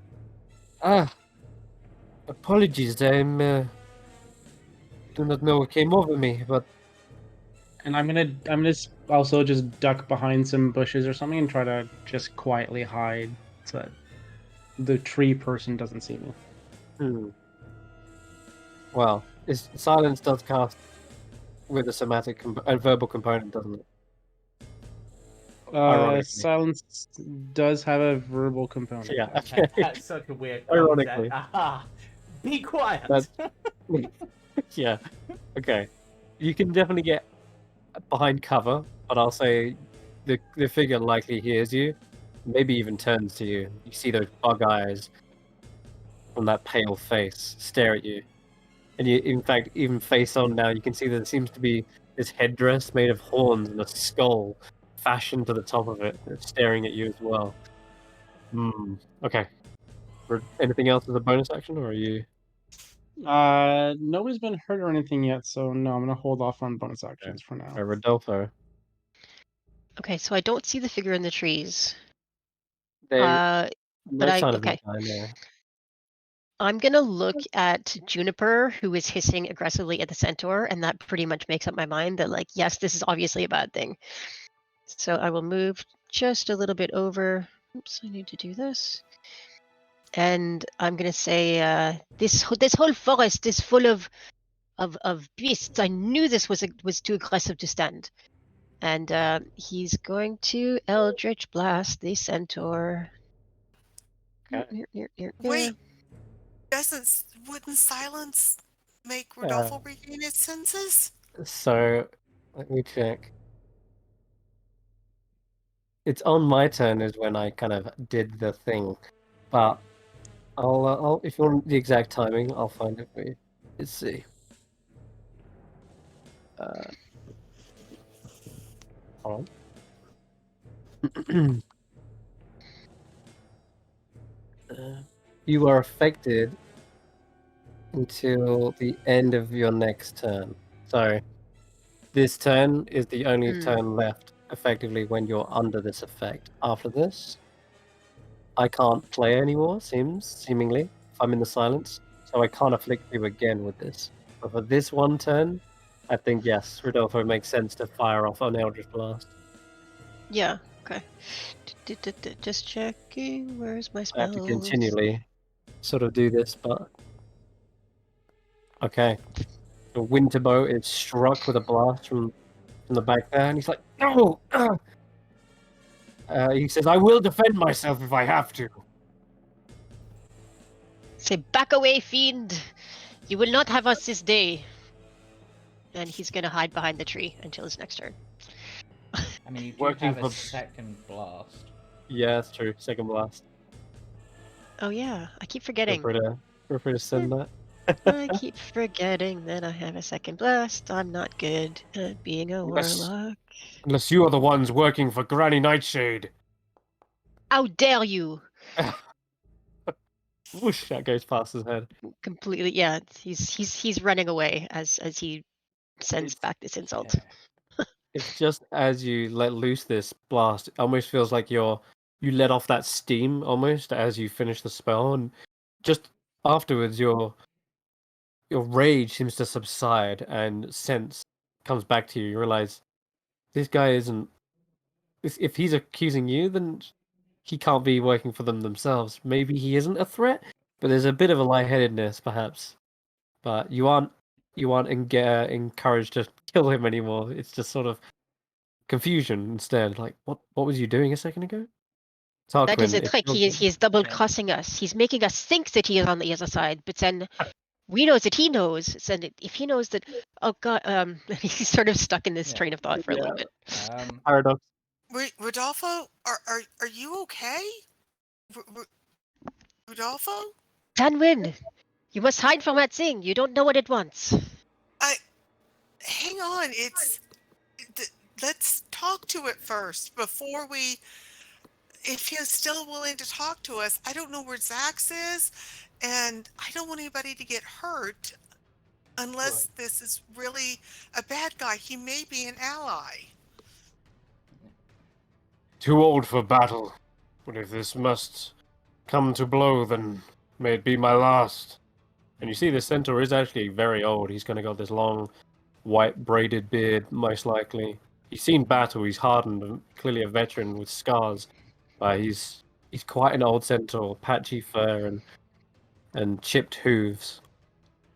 But Tarquin, it's your go. With my passive perception of 18, Ooh. can I see the guy in the tree? So I'm going to Particularly- require, because he's actively stealthing, I do need you to actively see him, unless Xaxx is calling it out. But I mean, yeah, passive perception. Yeah, that's I'm going to fair. say no on this occasion. Okay, so because Xaxx had to use a verbal component for the spell, did I hear him cast that verbal Yeah, component? you probably heard something over there in that direction. There's a lot of shouting from the camp. Well, mushrooms. Nothing seems to have happened to the center. I've not seen any effects, and I recognize Xaxx's voice. It's like, Xaxx, what are you doing over there? I don't answer. Okay. No, I'm still trying to hide from him, Hmm. and he's too far away for psychic. But considering he's in silence, can't he not hear you? Because sound doesn't pass through silence. It's true. Yeah. Mm. Well, But anyway, I'm still not answering. okay. In case. Right. Let's just consider this carefully. Xaxx is clearly doing something. First of all, Morgott, put your weapon away. This guy clearly doesn't want to fight, so let's not make to fight. Rodolfo, good aim, but let's listen to what this guy has to say. And he seems to be warning us about the mushrooms, which we worked out were bad, which is why one of my friends is dragging them across the icicles. But Xaxx seems to be up to something, so I'm going to try to work out what. So he is going to actively... there's a 20 Oh, you're gonna...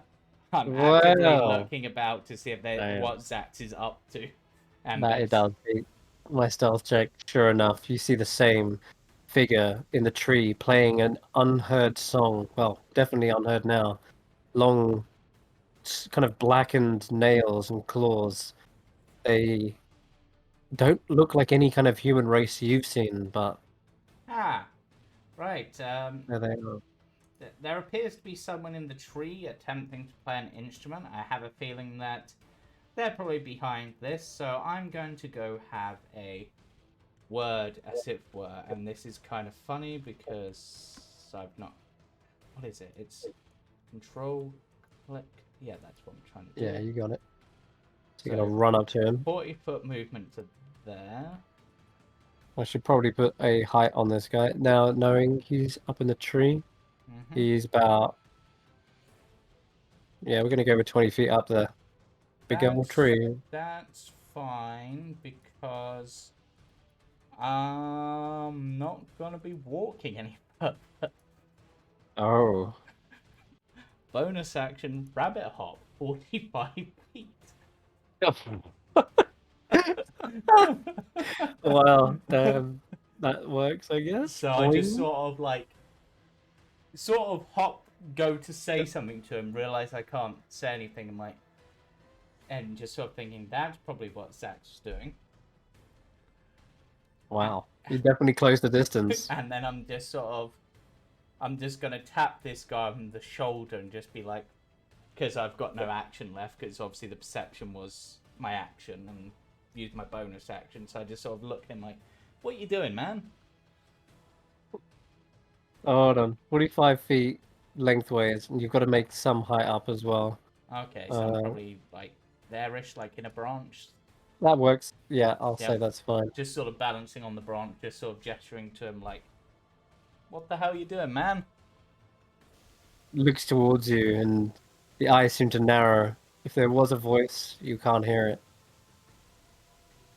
But Xaxx has also probably just seen me leap up into this tree and look at this guy just like... yeah. So Winterbow looks around, says, "If you come to your senses now." That really stung. But I mean you no harm. Listen, this forest, this place, is not safe here. The rest of my clan, they evacuated this forest. I'm too old to keep pace with them now.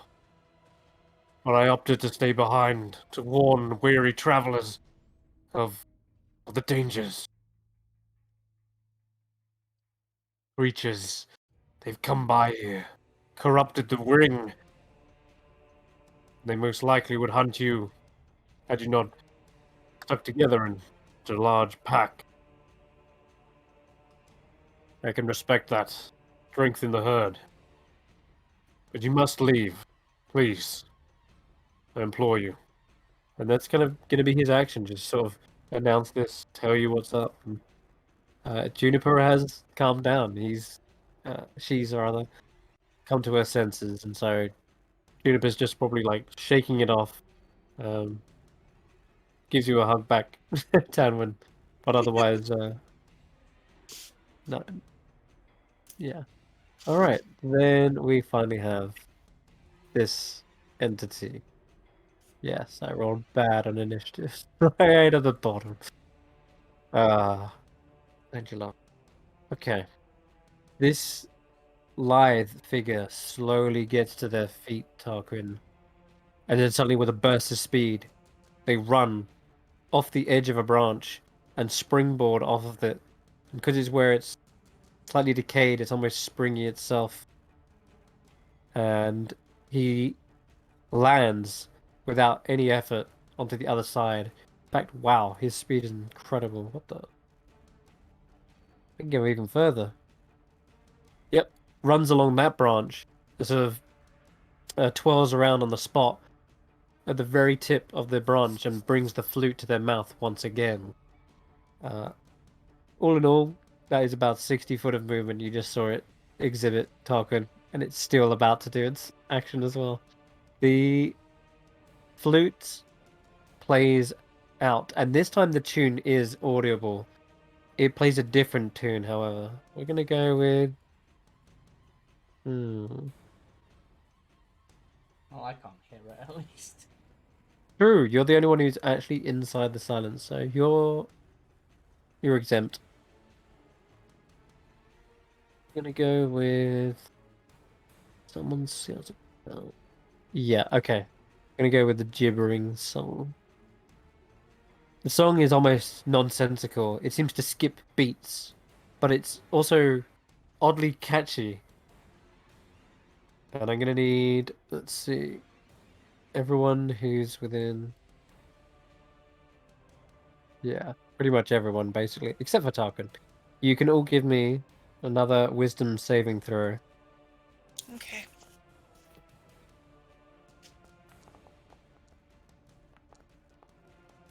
Ah, damn it. 19 is a pass. Do the So mushrooms? 20 is a pass. Do the mushrooms make a wisdom save? A lot of them fail, a lot of them pass. You hear the mushrooms go from sounding off insults to this kind of gibbering sing-along that's just nonsense. It's like, for a chicken, the hen's wing, for poison, the bee sting, for almond blossom spring, but a beer house for me. And they just seem to be singing this crazy, weird, wacky tune. And as for everyone else, it seems only Tanwen and Rodolfo fail. You begin to sing along with this nonsensical rhyming. Yeah, it doesn't make any sense. But there is a mechanical effect. You can't cast spells, verbal spells, whilst this gibbering is going on. You're forced to sing it. And therefore, Ouch. no verbal spells can be cast. Also, you have disadvantage on any stealth checks. But that's unlikely to come up unless you do want to hide. That's its bonus action. And then as an action, let's see.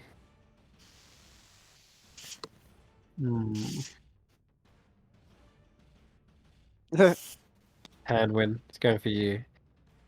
The mouthpiece of the flute is pointed in your direction, or rather, should I say, the end of the flute. So he sort of turns on his side, still playing the flute, and then brings it to his lips in a forward-facing fashion, and then shoots a dart out of the flute straight towards you.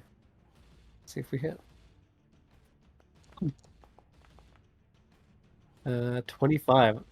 Definitely sinks into your shoulder there.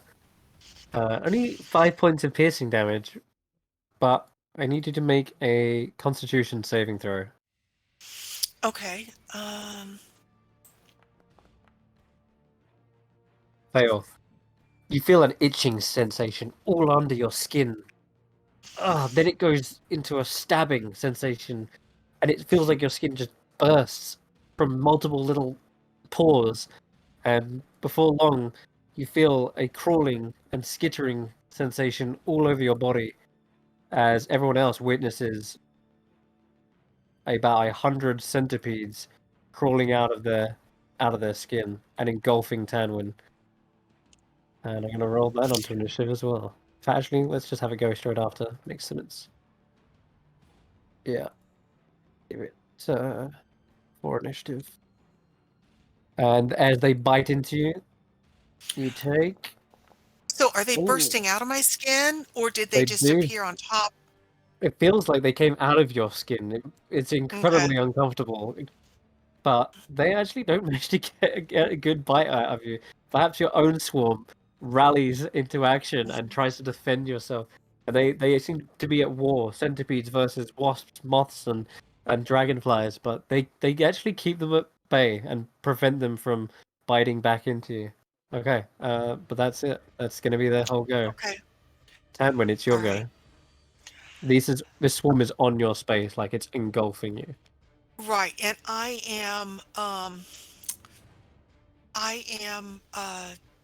can't cast any spells because I'm singing. That's right. Gibbering sing along I has prevented you from okay, I doing enough. can't cast any spells that require a verbal component, or I Alright, can't cast any spells at all. just verbal.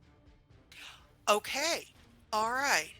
Then I am going to um pour water from my water skin all over me, cast shape water, and see if I can capture these centipedes in the water, and then move away from the water. Because I can't do mage hand, but maybe I can get them in the water and move away. But I don't know if shape water will allow me to take You want to just try insects. and get away from them and get Yeah, them off. Yeah. yeah, get them Okay. off me. Sure. But I say that works. If as long as it's not verbal spell, yeah. No, shape water is just somatic. Perfect. Yeah. So you sort of wash these things away from you, and you are able to Okay. kind of get off the swarm space. So I'll say you can move Okay. away from them if you want. All right. And I also would like to eat a good berry as my bonus action. I'll use it as an action, I'm afraid. Oh, okay. All right. Then can I see the person over there? I think after they've launched that attack, yeah, they're no longer hidden Okay. after attacking now. And you And saw I'm gonna something like that figure jump across a branch and land over here. okay. Yeah, Then I'm everyone's gonna hidden. shout, "There's something up in the tree." And it just hit me with some kind of dart. So I'm gonna shout that to the group so that they're aware.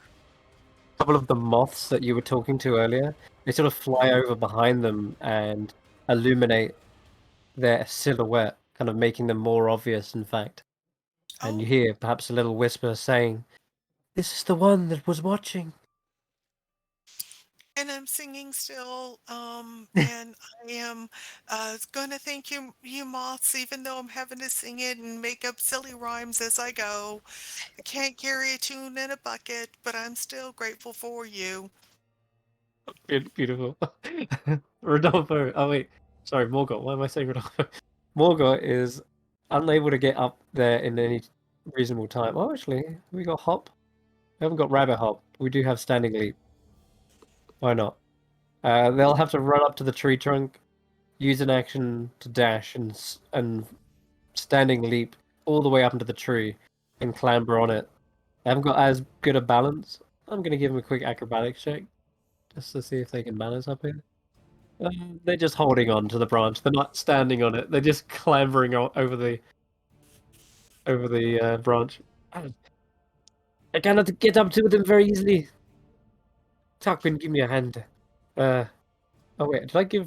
I didn't give Morgott a wisdom save, but not the worst thing if she can't speak. She's got a glaive that does the talking for her.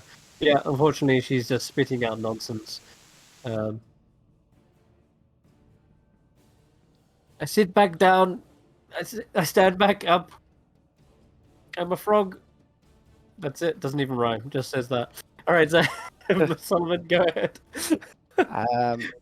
So being goaded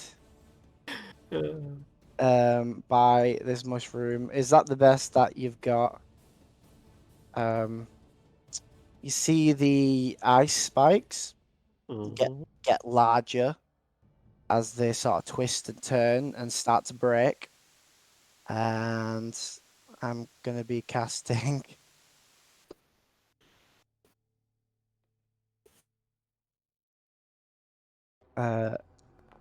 erupting earth Erupting Earth. Where are you casting? On the mushrooms. on the mushrooms. These four mushrooms. Okay, sure. They get obliterated. Half the mushrooms are actually crushed under the erupting Earth. A lot of their voices just drown out from the muffled burial. Poor guys. Yeah. And now that they're all dealt with, he's then gonna. God, he had it out for them mushrooms. But the dry ice steam is it really picked up. Get a flesh wound. One of them says in a defiance. You're running away, you coward. Die. Wow. Anyway, Sure. Is that your go? does anyone need healing? Not really.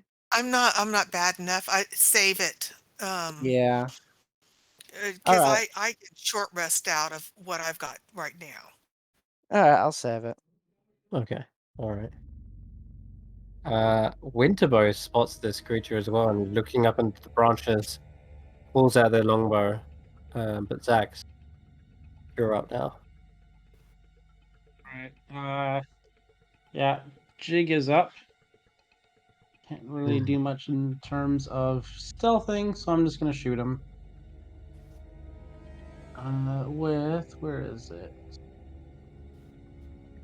Oh, guiding bolt.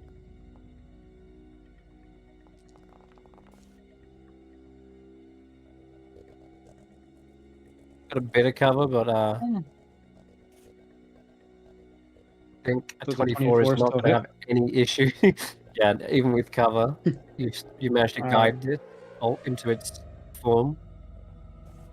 And then Close I am range. going to bonus action. I'm going to have my ethereal dragon wings pop out. And I'm going to give myself a flying speed of 30 feet. Okay. And then I'm going to use my movement to fly up above the trees, sort of in this area, above.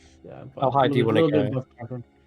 Sort of on an angle going up, but heading towards where this guy is. Like at the same height they are at? Like 20 feet? Just about, yeah. Okay. Put your 20 I don't know feet, how far. and I'll say Maybe. take back, like 5 foot of movement. Okay. That's about right. We'll call it. And then, Alright. and then as I'm doing that, I'm looking over to Tarquin, and psychically, I'm just gonna say, "Sorry, I was trying to stay stealthy, and it just didn't work out that well." Tarquin just shrugs and goes, "Nah, it's fine. You stopped him for a bit and stopped the worst happening, so let's just deal with this guy and move on." You're speaking psychically, I assume? Yeah. Yeah, this was psychically. Psychically, you also hear a voice. Both of you in your heads. You've got sharp eyes to see a banshee.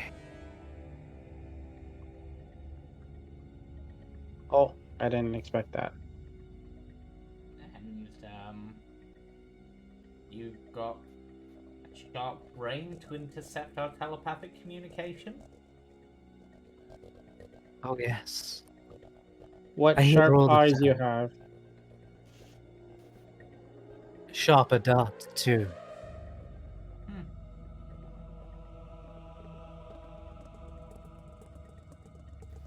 You shall And see. Rodolfo, we're going to go over to you. Okay. Do I see the creature in the trees, the Do. banshee? Do Yep. I know that it's put the spell on me? The Do I spell, understand what's happening? The singing spell. something definitely took your mind for a moment, and now there's a sound that sounds so bizarre, a tune that sort of warps even what you would understand as the physics of sound. But Tanwen's saying gobbledygook, and so is Morgort. It's pretty in tune with the sound that this creature is playing with their flute. Okay, so how much can I understand of what's happening? Like I'm just hearing an awful sound. Is that all that I can think of? You're not like taken over. Your mind isn't warped or anything. You feel uncontrollable urges to sing along with this song. Okay. Yeah.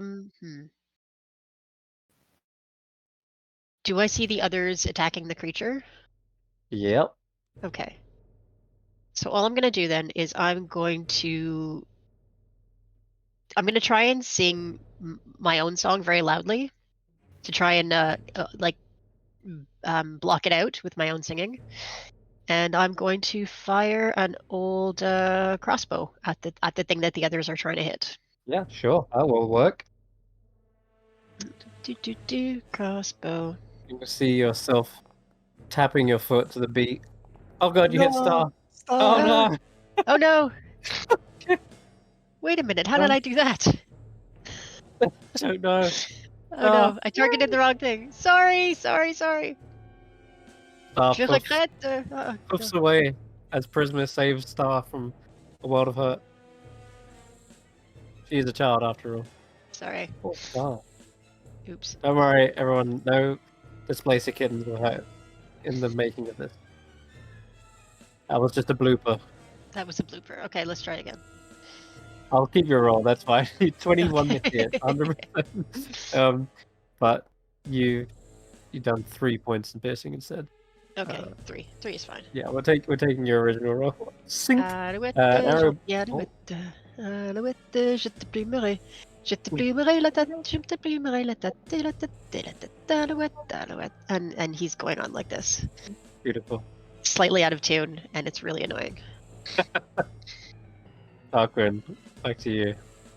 Well, Tarquin, running along the tree branch, 5, 15, 20, 25 to like here-ish. Just work, you stupid thing. Thank you. And then, well, I'm in the tree branches. I'm at the same height as this guy, so guess what? Bonus action. Let's jump over there. Yeah, you can totally do the same One. maneuver you did. And as I come crashing down from above, like with this 40 odd foot leap, which is still insane to me and makes me laugh every time. Whack. Oh yeah, he thought he was safe up here, but wow. First strike misses, but as he lands, I'm gonna say he sort of misses, lands on the staff, and just sort of spins round and does an unarmed fire strike to this guy's face with a kick. All right. Wow, high AC. Yes, indeed. The golden insectile eyes seem to watch your every move, catching the blow just in time with a block of their own, bringing up their legs. They're still holding the flute, playing the tune, and they seem to be doing all the kickboxing maneuvers to block your attacks. This creature seems very martially trained. Do I have anything else I can do in that case? I'm just checking because I've got lucky footwork is for dex saves. Just checking because I have so many weird abilities as this particular one. Yes, I do. Aha! He thinks it misses. Oh, okay. I'm going to spend 2 key points to raise that to a 19. That will hit. 7 points. Yep, of fire damage straight to the face. And as I'm spending key anyway, let's make that a stunning strike. Let's have a con save. Uh-oh. 12? That's a fail. Oh. Not like... So he misses with the first one. I like to think he spins round, like, so he's puts the staff in, goes to like spin, does the kick, this guy dodges, Tarquin keeps spinning though for his axe attack and clobbers him in the side, and he's just like, shut it. Oh, God. Okay. That really screws everything up. Yeah, he falls onto the branch almost, just trying to like steady himself. Gripping the flute in his hand, no longer playing that. Winterbow turns his attention up to the branches and sees the fight ongoing. A Banshee. Those are bitter fey, devoted to nothing more than grief and fear. I mean, if A you want treacherous to live up creature to your needs to be brought name down. and shoot him, I would appreciate. He should be standing very still. I want to know what he's doing here, and if he's the one responsible for this. Treacherous, vindictive little creatures. And he will start to gallop over there. He ties like a rope around his her arrow and then fires it up. You can try and trying to keep him in place. Connects. Oh, you would have advantage, right? 'Cause Yep. he's stunned, correct? Mm-hmm. Yeah, I'll say we'll roll a d20, see if it crits. No, okay, we're That still hitting. hits. Yeah, so he connects with a longbow arrow, and the rope around it is he begins to like tug on it effectively, and pull on it. Guess we can use one of our We'll replace the multi attack by just pulling on the rope and just yank him from the tree, and this creature lands 20 foot down, taking 8 points of bludgeoning damage as well. Just crashes onto the ground, and Winterbow places a heavy hoof atop its chest. Ugh. You hear it kind of wince and grunt in pain. You're working for the Unseelie Court? Or perhaps Granny Nightshade? And he tries to, with the other hoof, kick the instrument in his hand away, but he's holding onto it with a tight grip. And that's going to be its go. It is Juniper's go. Juniper, get it, get it, get it. Juniper, get it and hold it down.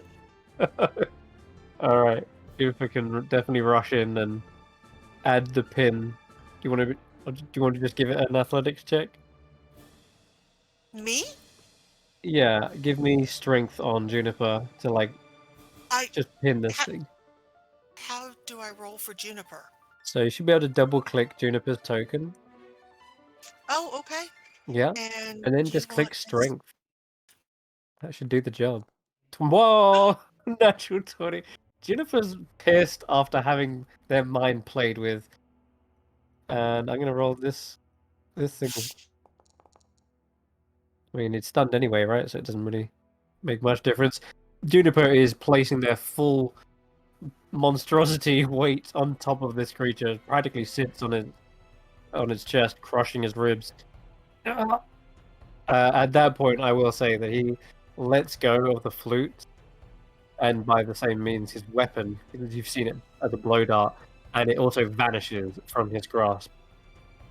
And everyone kind of hears a telepathic voice in your head saying, I surrender. This is not a fight worth dying for. And yes, I am merely following my court's orders. And he gestures towards a swarm of centipedes that were chasing after you, Tanwen. They just seem to skitter away. Maybe dispersing. Interesting. I wonder if that's his swarm. Okay. I'm gonna turn around and say, Rodolfo, are you okay?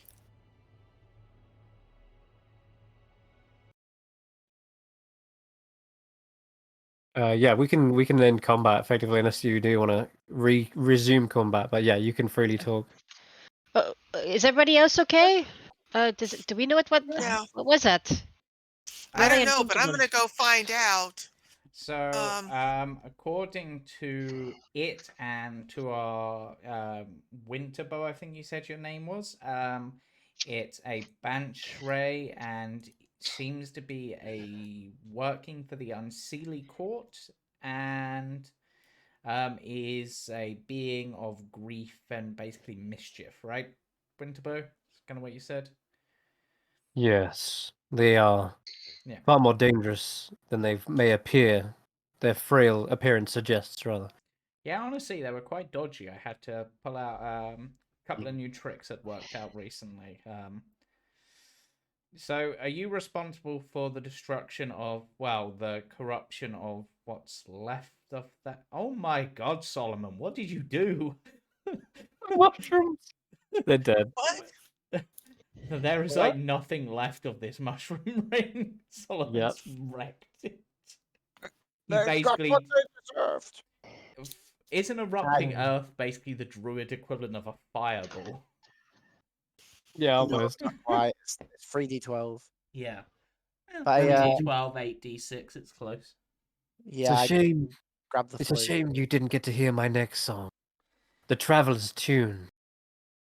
It would have had you run through your own icicles, Yeah. taste of your own medicine, perhaps. In rules of reciprocation, I put a chipped teacup into his pocket because I took the flute. You tried to take the flute, but it vanished. Oh, it vanished. Yeah, when he Oh, let go of it, it just disappeared. The puff. it's because you said he drops the flute and then he drops the blowgun and it disappears. So I thought, Yeah, it's the same thing. The flute and the blowgun is one and the same. oh, okay. I thought it was two different things. My bad. I won't Uh, give you a teacup then. No, okay, you keep your teacup. Regardless, he looks at you with these insectoid eyes and says, "If you let me free, I will tell you where you can find perhaps an uncorrupted ring." Hmm. Hmm. Tarquin, I don't think we should let him free with his weapon.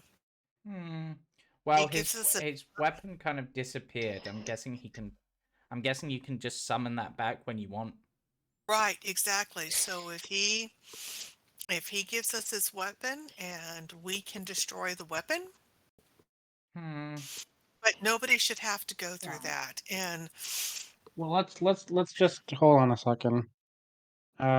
Before we keep on interviewing this individual, I'm just gonna drop a quick thing here just to make sure we're all on the same page. Okay. Sure.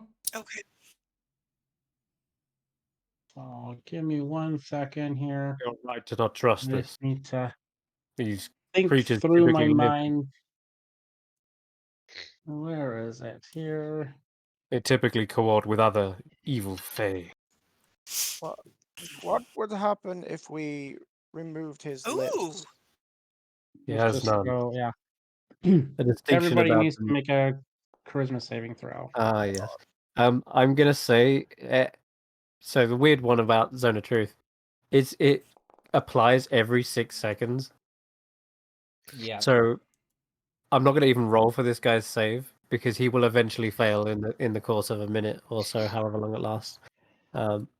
And likewise, if you don't want to be in telling the truth, you can just step out of it. But eventually, you're probably going to fail the save, and you're forced to tell the truth at that point. Yeah. Uh, What if we remove his lips so he can't play the flute? But he already No, doesn't have doesn't. lips. Yeah, he already doesn't have lips. Yeah, looking down, Solomon, as you get a closer look at this weird and not anatomy, there's a distinctive lack of lips and nose on this creature's face. Oh, we just kill him. I mean, if we're going that sort of way, Solomon, rather dark thought, if we just bound his hands behind his back, then he'd have to at least survive for a bit. Because that wouldn't be easy. Can't play wait, a flute without hands. can We we should find probably out get that doing why? and then start asking him questions because Yeah, my thing's sort of ticking down the time now. yeah, we need to get him secured, and then we need to find out why he was doing this to us. You got Because it was the orders of his court and he's a dick. What? But did the court order him just to be a dick to anybody traveling through, or was he specifically targeting us? I'm gonna guess that Let's not instead guess. Let's tie him well, up yeah, and let's ask. yeah, but I mean he is tied up. He got pulled out by a rope, but I'm gonna say my guess would be that this is just me putting it forward that he was meant to do this to anyone because, as far as I'm aware, we shouldn't be on the Unseelie Court's radar yet. Right. The Sealy Court, on the other hand, maybe, but not the Unseelie Court. Solomon is really mad still. All right. So I'm gonna ask the thing that's at our feet. Were you targeting us specifically, or were you just sent here to make mischief? The Court of Fallen Leaves, Ode Bavlorna, and the rest of the Hourglass Coven. A deal. This is me upholding that bargain. Okay, was the bargain to dispose of us specifically, No, or was it just to cause mischief? is simply to safeguard the corrupted rings. And as he's saying this, by the way, and he's being pushed into the See? ground, there's a weird sense of well, I guess Solomon feels it more than anything. Everyone else sees the light and the color being drained from the ground around him. Solomon, you probably feel a little bit short of breath just being near this creature, as you see nutrients being sort of, I want to say, breathed out of the ground. He's not even doing anything like moving his hands or speaking in a manner that sounds like a spell. His presence just seems to be sapping life out of the ground and the leaves around him. But yeah, he says, I do Are not have an agenda. I simply follow the will of the court. is your presence corrupting the fairy ring? Is your Corrupting? No. leeching the life force out of? This is how I feed. Shoot. You Winterbow, do you, are do you you okay? feed on the creatures that come in the fairy ring? I eat by absorbing nutrients from nearby soil and plants. Ah. And why does your master care about preserving the fairy rings, the corrupted fairy rings? My master does not, but I believe the Hourglass Coven does, and it is their deal that they are upholding. This is merely an exchange. The Hourglass Coven is the one you have answers to pry from. Are you the only one guarding this fairy ring? Yes. Do you know how to So if we will restore to it go back to in, health? Unless you count my friends, and you see the centipedes kind of crawling out of the woodwork again nearby. Do you know how to heal or repair the fairy ring? The corruption is irreversible, unless, well, reversible whilst the hags are still alive. Rodolfo, I did not mean to cut you off. I apologize.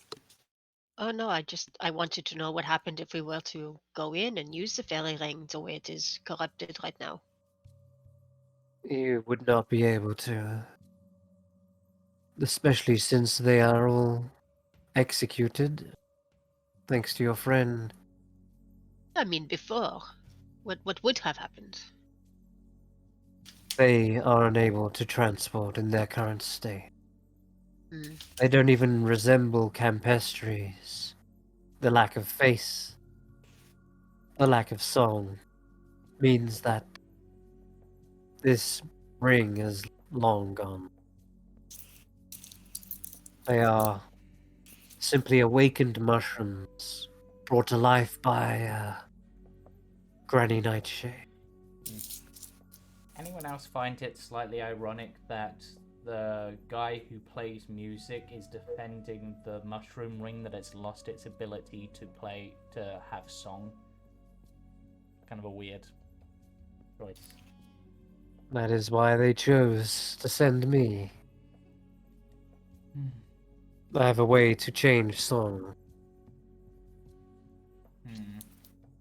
So what's the purpose is just to prevent any fairy rings from being used as transportation? Prevent certain rings from being used. Yes. Others Does are this one still in go? operation.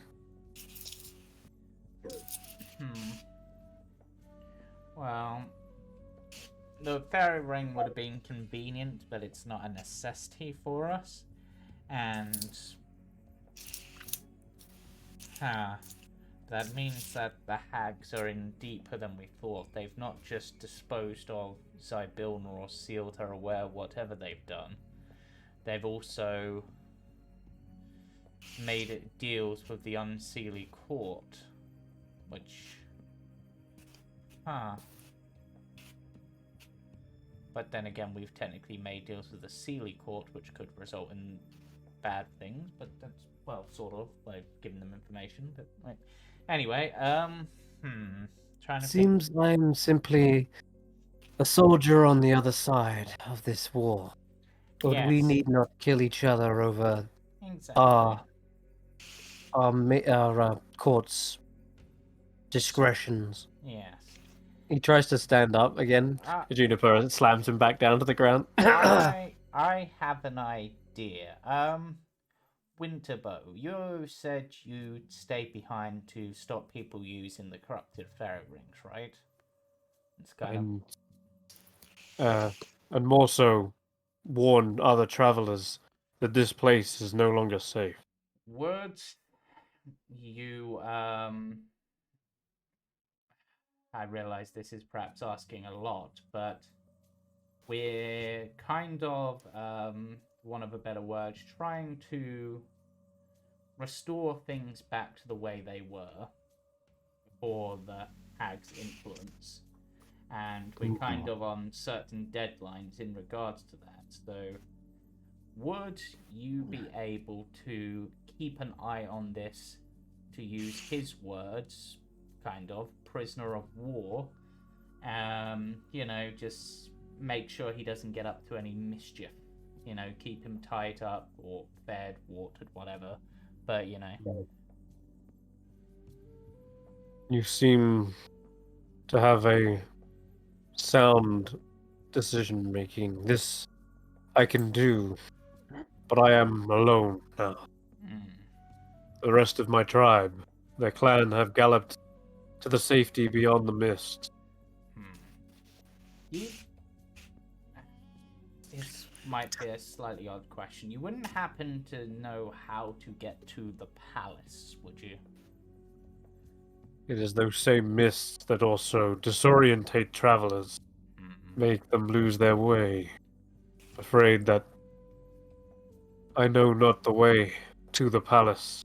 Yeah, that's fair. That's fair. How do your people navigate the mists? Is there some trick or spell? We stay together. Well, he sort of seems to exclude himself from the we, perhaps, and says that, well, we travel together tightly, but we know that anywhere is better than Prisme. If the mists take us to a different realm to get all together, it's all the better. This one, I sense it's impeding destruction soon.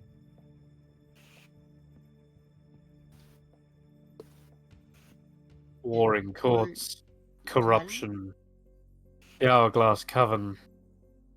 This realm may soon just collapse on itself. And your people thought that they needed to get away rather than that there was anything to do to help? I mean, is there a way to save it? We Centaur are nomadic. We are nomadic by nature. It is not unusual for us to travel to new, greener pastures. Presmere was our home, yes, but I'm afraid this world might be the last time we hunt here. Tarquin, I feel really bad about asking Winterbow to stay behind to guard the prisoner. Well, do you think that we should take? I think we should take Winterbow with us, and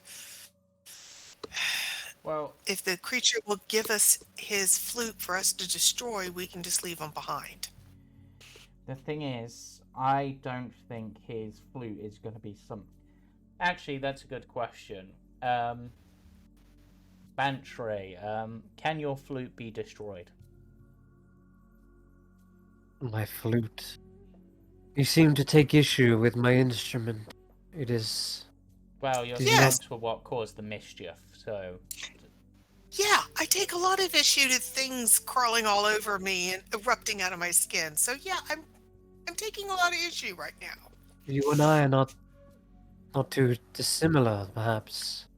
You No, each but you command a swarm and carry a weapon. my dragonflies and wasps and moths did not burst out of your skin, Hmm. or at least make you feel like they did. They could. Yes. There are many primal paths some consider unnatural. All right. Please answer Tarquin's question. Can your flute be destroyed? By us. Can we destroy your flute? I choose not to answer. Okay. Better question. Even if Wait, we can could... he do that? Yes, in the zone of he truth? can. He does. He's not compelled to give an answer, but any answer he gives is the truth. So if he's choosing Unless not you- to answer, that's the truth. Unless you cast command and then say answer, but no, he has right. chosen not to do anything. Better question. Even if we were to destroy your flute, would you be able to cast such effects if you just got a hold of another flute? My flute is a particular weapon.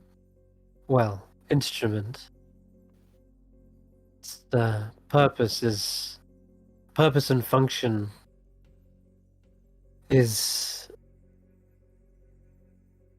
well, you've seen it. Okay. It is my being. To destroy me would be to destroy the flute, Yeah. and vice versa. I thought that might be the case. Okay, so we just kill him. We just. Yeah, I'm kind of with Solomon on this. Honestly, at this point, as he said, at the end of the day, we're just fighters Soldier. on the opposite side of a battle. And in some cases, that battle's not even ours to fight. And as much as I imagine, looking at you and how you're acting, you took a certain amount of enjoyment from your job. It was, at the end of the day, just a job. If you wish to kill me, I see a quicker death than what my verdant prince would deliver. Now, Verdant Prince, does that ring any bells? Can roll an Arcana or History check. I'm gonna say it's probably gonna be more Arcana. Oh, you're it's the same roll for me. okay. That's fine. Would it not just mean that the Lord of the Summer or Spring Court? No, Verdant not being How many claimed? you got? What did you get there? 14. Yeah. Verdant Prince doesn't sound familiar, but you kind of get an idea of what, just from the name, what it could be. Clearly, a powerful Fae, Yeah. one that is in a position of power, and sounds like they're pretty cruel. If Yeah. what he said is true, which you know it is to be, that they would probably punish him for his disloyalty in some, nasty way. Right.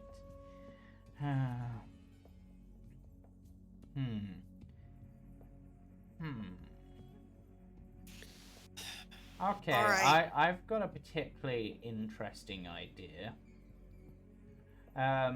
Winterbow, from your understanding, how soon of going into the mist does it become disorientating? Is it immediately as you step into them?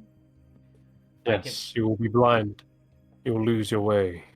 So Lucky to find your way back. Even luckier still to find your way back. So if we threw him into the mists, we'd probably never see him again, unless he's lucky. Winterbow thinks on this and nods. It is Hmm. one potential temporary way of dealing with him. Yes. Yes. We will have to take him to the border of the realm. Well, we're heading to the border anyway, so... how's that sound? Because I'm honestly... I realize, like, at some points, like, killing has to be the option, but once you've got a guy sort of bound and stuff like this, I know it would be easy, but it just doesn't seem right, and I don't want to stoop to that level. That's me personally. I'm not going to stop you guys if you want to do that. No, I don't want to kill him. I just wanted that weapon gone. But Yeah. if It's destroying basically the part of... weapon destroys him, it's the same thing. You're Yeah. right. So I'm thinking we either leave him with Winterbow under guard. We'll perhaps, I don't know, Winterbow. You can perhaps let him go after like a week or two or something. I don't know. Because hopefully, I like your idea of dragging him into the mist. Then we'll do that. Let the mists decide his fate. Yeah, that's after all, he likes to cause disorientation of the mind, so we'll cause disorientation of the senses. A fitting punishment, I think. And perhaps on the way, he can try to plead his case if he wants to, and if he provides sufficient information, we might just let him go. But, you know, he has to be of use. If not, he's going into the mists, and I will be glad. you to another ring. I Yeah, I heard was your gonna say, do you actually know where there's a ring that's working? That's like I do. the whole reason why I cast the spell. I know of one not far from here. The hobgoblins recently used. Okay. I mean, that's a But plus sign. the ring will potentially take Star and... The rings only go to the material plane from what... Is that right? Do they only go to the material plane from here, or can they go to other fairy rings within Brismere? As far as I'm aware, that is their purpose. Yeah. And we don't really So have... what's the purpose? They Their are purpose fate was to go to the crossing. material plane? Fate Oh, so- crossings. so- They transport Fae to the material plane and back and forth. Yeah. So... But that might not be an exact location. It's There would have to be a fairy ring near the location, right? On the other Exactly. side. And we don't know if the Witchlight It Carnival has stopped by one. It will certainly make an effort to arrive in a similar ring, or perhaps even a ring that is hidden in an elven tomb, or inside a tumble-down ruin of an ancient tower, for example. Solomon's just spoken in my brain here, and it says, "Oh, maybe Winterbow wants to go with to protect them, and then Winterbow can just join the carnival if they want, or not, and sort of make their way somewhere else."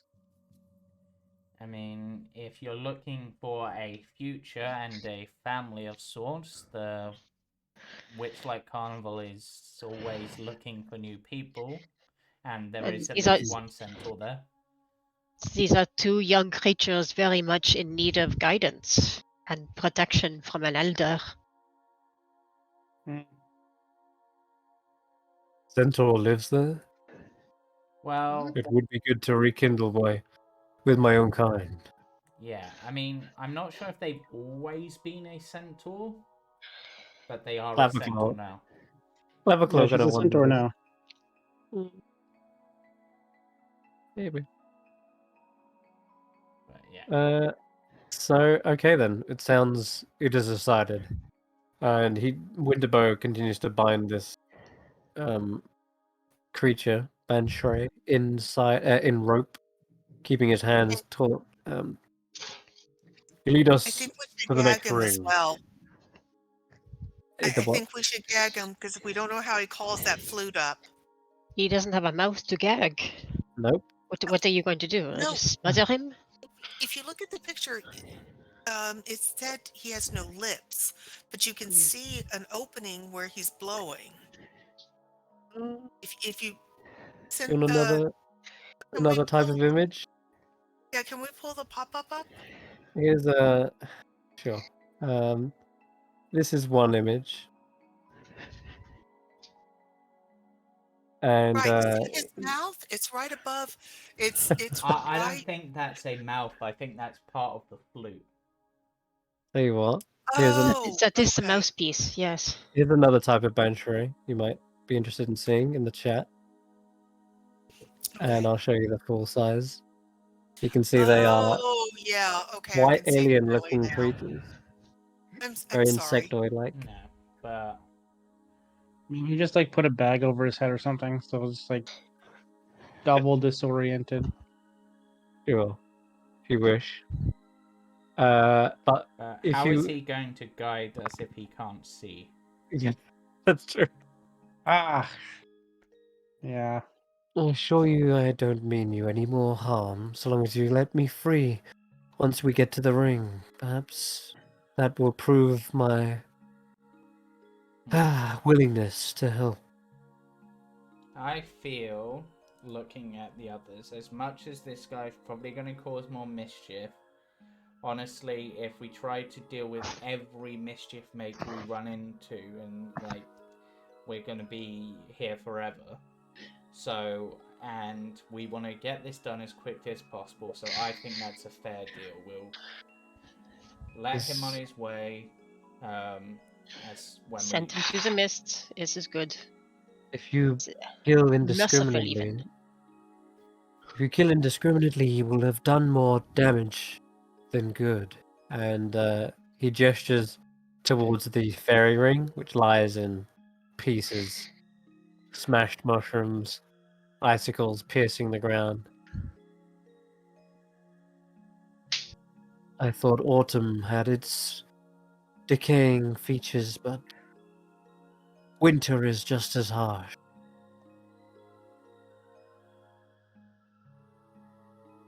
And with that, he leads you on. It is not long. Just this way. Follow.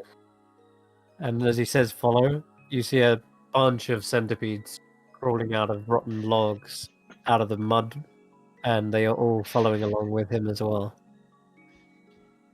But yeah, if you are letting him lead, it isn't that long before you are led to another fairy ring. True to his word. And he says, Hold. There might be hobgoblins. They exercise their raids in this area. He's one of you should scout ahead. I can go ahead and I'll- take a look. Or Xaxx, Oh, did you yeah. want to? No, I guess you're probably better at than I am. That's okay. Okay. All right. All right. I am I'm not seeing the map at all. No, it's because we just gotta. Who's going ahead? Is it you, Tanwen? Yeah. I'll go ahead. Okay. All right. So I'll drag you out. So you head down this steep decline. It forms into a set of stone steps, and as you come through the underbrush and hear the trickling of water, the little stream has collected in a kind of semicircular pool that surrounds this glittering, beautiful fairy ring. A myriad of colors, not just like the red ones you saw earlier. And this time you actually hear voices as you're approaching, perhaps just a sort of merry but nonchalant kind of sounding song, sort of like almost as if someone's whistling a tune as they work. It's that kind of vibe. Think Okay. like the seven dwarves from Snow White. They're just sort of like whistling that hi ho, hi ho. Okay. And I would go back and report that to the party and report what I had seen to the party and say, now, do y'all want me to go back and go further down into the glade, or do we want to do this as a group?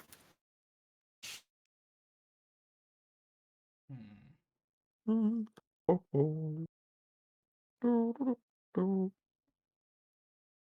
Um, Um, I mean, y'all, frankly, I'm not really in the mood for any more nonsense right now.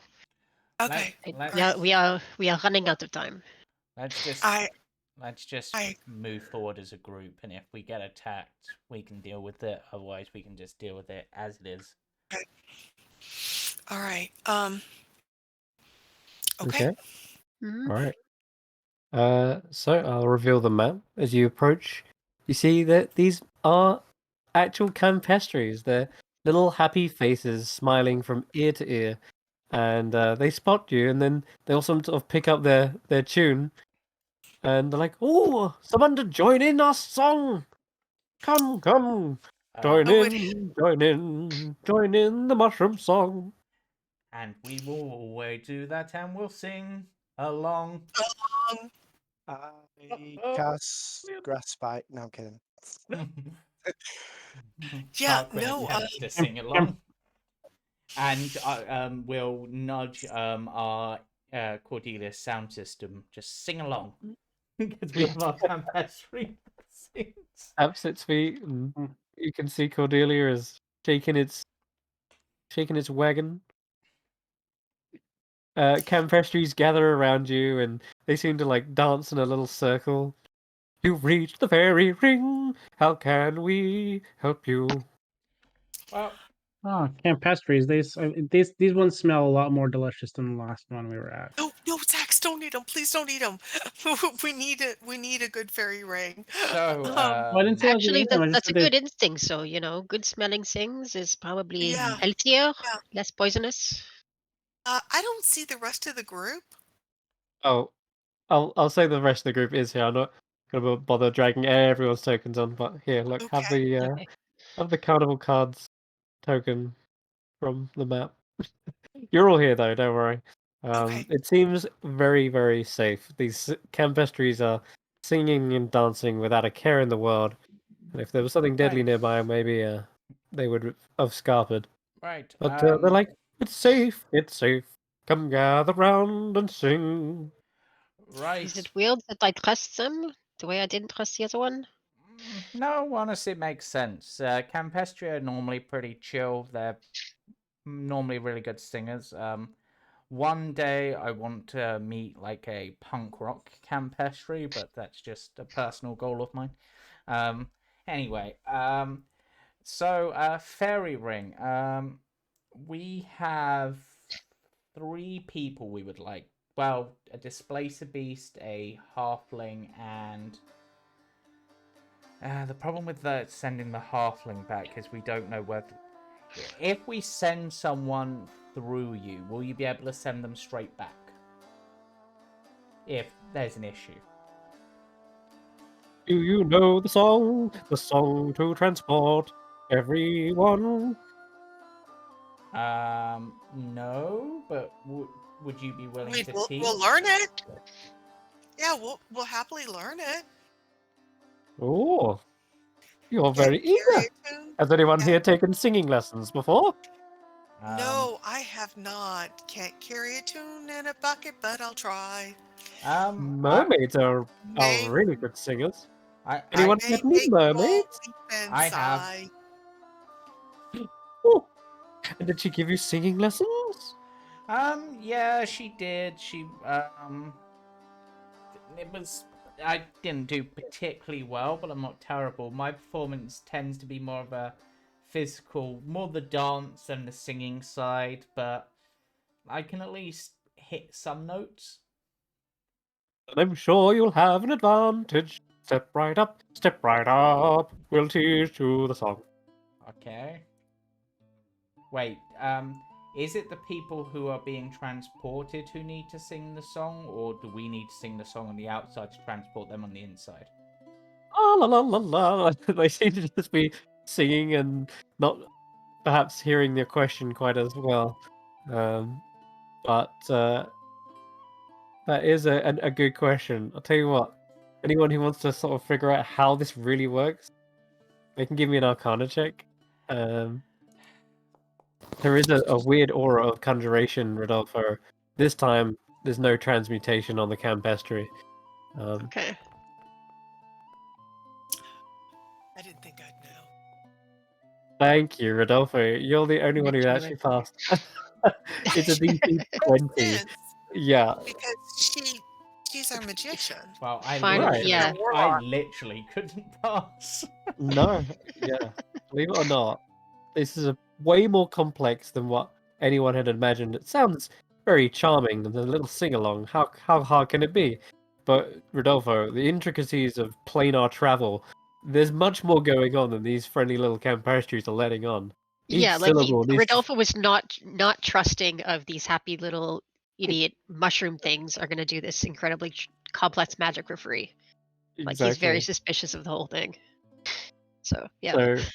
So, you know, as you're seeing the dance round and you're seeing the magic flow and understanding its intricacies is important. So, each ring is 20 foot in diameter, circle of colorful 6-inch toadstools.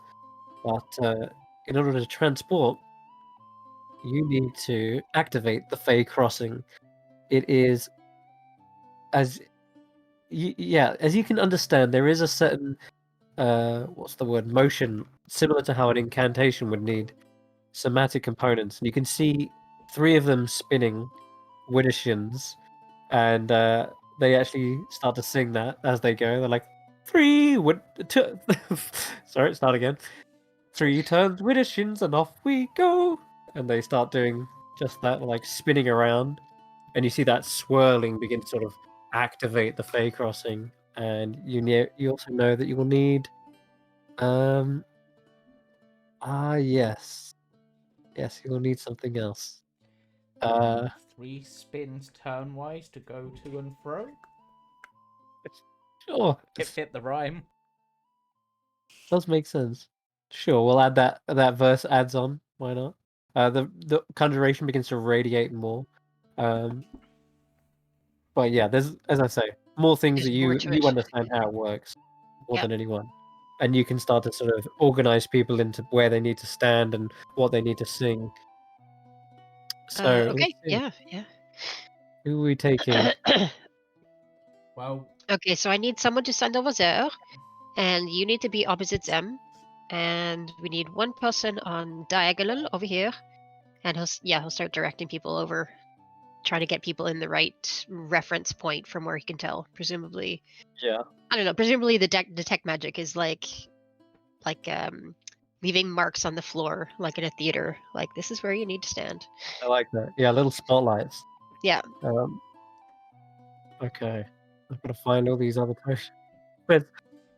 Where's Ruben? He's been around here for a while. He's probably been, you know what? He's probably been chatting with So Big, because oh yeah. yes, she's still with you. Oh god, we had so big with us his entire time. Yeah, don't forget, you've made a Sort of forgot promise. about her. You have to come with me to Motherhorn. Mm-hmm. I forget what Uh. Motherhorn is. What's Motherhorn? I don't remember that. You said you was gonna ruin one of Bitter End's Remind me what plays. Motherhorn is? Yeah, that's is Motherhorn the name of like the theatre? Yes, silly. Sorry, didn't know that was the name of the theatre. Apologies. Yeah, totally with you now. Yep. Sorry, Tarquin, you know what she's talking about? Yeah, basically, she wants to get into Granny's good books, and in order to do so, she wants to interfere with one of the Hag's plays in order to, really, get their go Okay. up and Yeah. and sort of agree to help. I can't remember why off the top of my head now. I'm thinking about it because it was a couple of weeks ago, and my brain is blanked out of character. But Me She's as not- well. It's such a strange motive. I have a hard time keeping it in brain, but okay. Yes, I'll believe She's you. not going to be happy when she finds out all the children are free. So, gonna have to try and make it up to her, you know. Solomon snaps out at the mention of the theater and is just like, "Wait, a theater? Is it Yeah, up on a mountain?" that's yon for you. Everything's on top of mountains. Jan's mountain. That's Oh. that's where the Interesting. that's where the That's- I mean, unicorn that's good. said I can find my happiness. I was going to say. And that's where the unicorn horn is, or the alicorn is. Oh, I Being hate to held break by the it to mountain. you. Oh. You ain't gonna find much happiness in yon. Eh. But that's where I'm missing my thing. You think? So, is there Emojo? like a palace in there, or like a castle or something? In yon? Oh, Yeah. no, I No. don't know. I haven't seen one. Not really. I don't go wandering around, you know, in case you get struck by lightning. Well, what about like a? Is there like a castle or something on a mountain that you know of nearby? She just licks her lollipop and stares at you. Do lightning strikes happen a lot Ah. in Yon? That It hasn't really been a problem in Hither or Zither, so I just wonder if it's purely related to the region. she makes a stormy sound and then crack, smash. Just starts Uh, mimicking the sounds of a storm. Okay, very helpful. Also, why have we got so big with us? Because you made friends with I'm them, your or friend? your other self made friends with them. I'm your Did- friend. Did Winterbow want to go to the carnival? Yes. Yes, it's going with the young ones. I think Winterbow did. Yeah. I Yeah, think, so I My think we job agreed here to is that. done. Yeah, just a sec, Tarquin. It's like, has someone got paper and a pen or something I can write with? Star, Rodolfo does, yeah, Yeah, absolutely. he's just gonna write them a note signed by himself, just be like a letter of introduction sort of thing. We'll obviously also give Star's crystal ball. So when you get there, Winterbow, you need to take Star to a larger displaced piece called Derlegrand. Ruben potentially take to Mr. Witch and Mr. Light because they can probably point him in the right direction, and then you'll want to speak to. If you're looking for centaurs, you'll want to speak to. It was Diana, right? Was the name of the centaur? That's right. Yeah. Yeah, you'll wanna Diana. speak- She works the carousel. Yeah, she works the carousel. I'm sure you'll get along splendidly. She's lovely. But even if you don't, that's fine. You don't have to only associate with the other centaur. Yeah, I'm just There's saying other you people wanted around. to, but yeah. Okay. All right. So I And, understand. Ruben, hopefully this will turn you back to normal, as you were before. If not quite sure how to help with that. Normal? Yeah. Am I not normal already? Normally Or- you're older than this. Oh. but maybe they can find an aging potion. Yeah, if Or- Mr. Witch and Mr. Light do have that pocket watch, they might be able to do something with time to reverse the effect, maybe.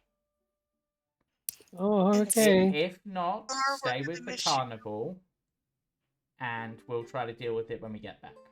Unless you've got an idea, Tanwen. No, I just want to tell Star goodbye. We're gonna miss her. Are we sending Juniper back as well? We should. No, because Juniper was just being temporarily looked after at the carnival. They're not actually associated directly with the carnival, right? The guy in the wagon was just looking after them for a while. I'm guessing the Tarquin, elf we was should the ask. Yeah, we can ask. Sounds like to I'm me gonna you don't want to let her cast go. Speak with animals again, and with tears in my voice, I'm gonna say, Juniper, we're sending Winterbow and Star back to the carnival. Do you want to Ooh. go back to the carnival as well, or do you want to stay here in the Feywild? We just want you to be happy, honey. You choose where you will be happiest. They seem to paw at the ground for a moment, thinking. Hmm. They It's slump okay, down, baby. sitting like an actual bear would, with their hands in their lap. Hmm. You we just want you to be happy, baby. So you tell us, or if you want to go back to the carnival, you just walk into the ring, and then the Campestri are going to help us sing a song that will send you back to the Witchlight Carnival. But if you want to stay here with us, you can do that as well. They begin to paw at the ground again, and this time they actually seem to be drawing out like a shape. And you guys can make it out. It's a little heart. We love you too.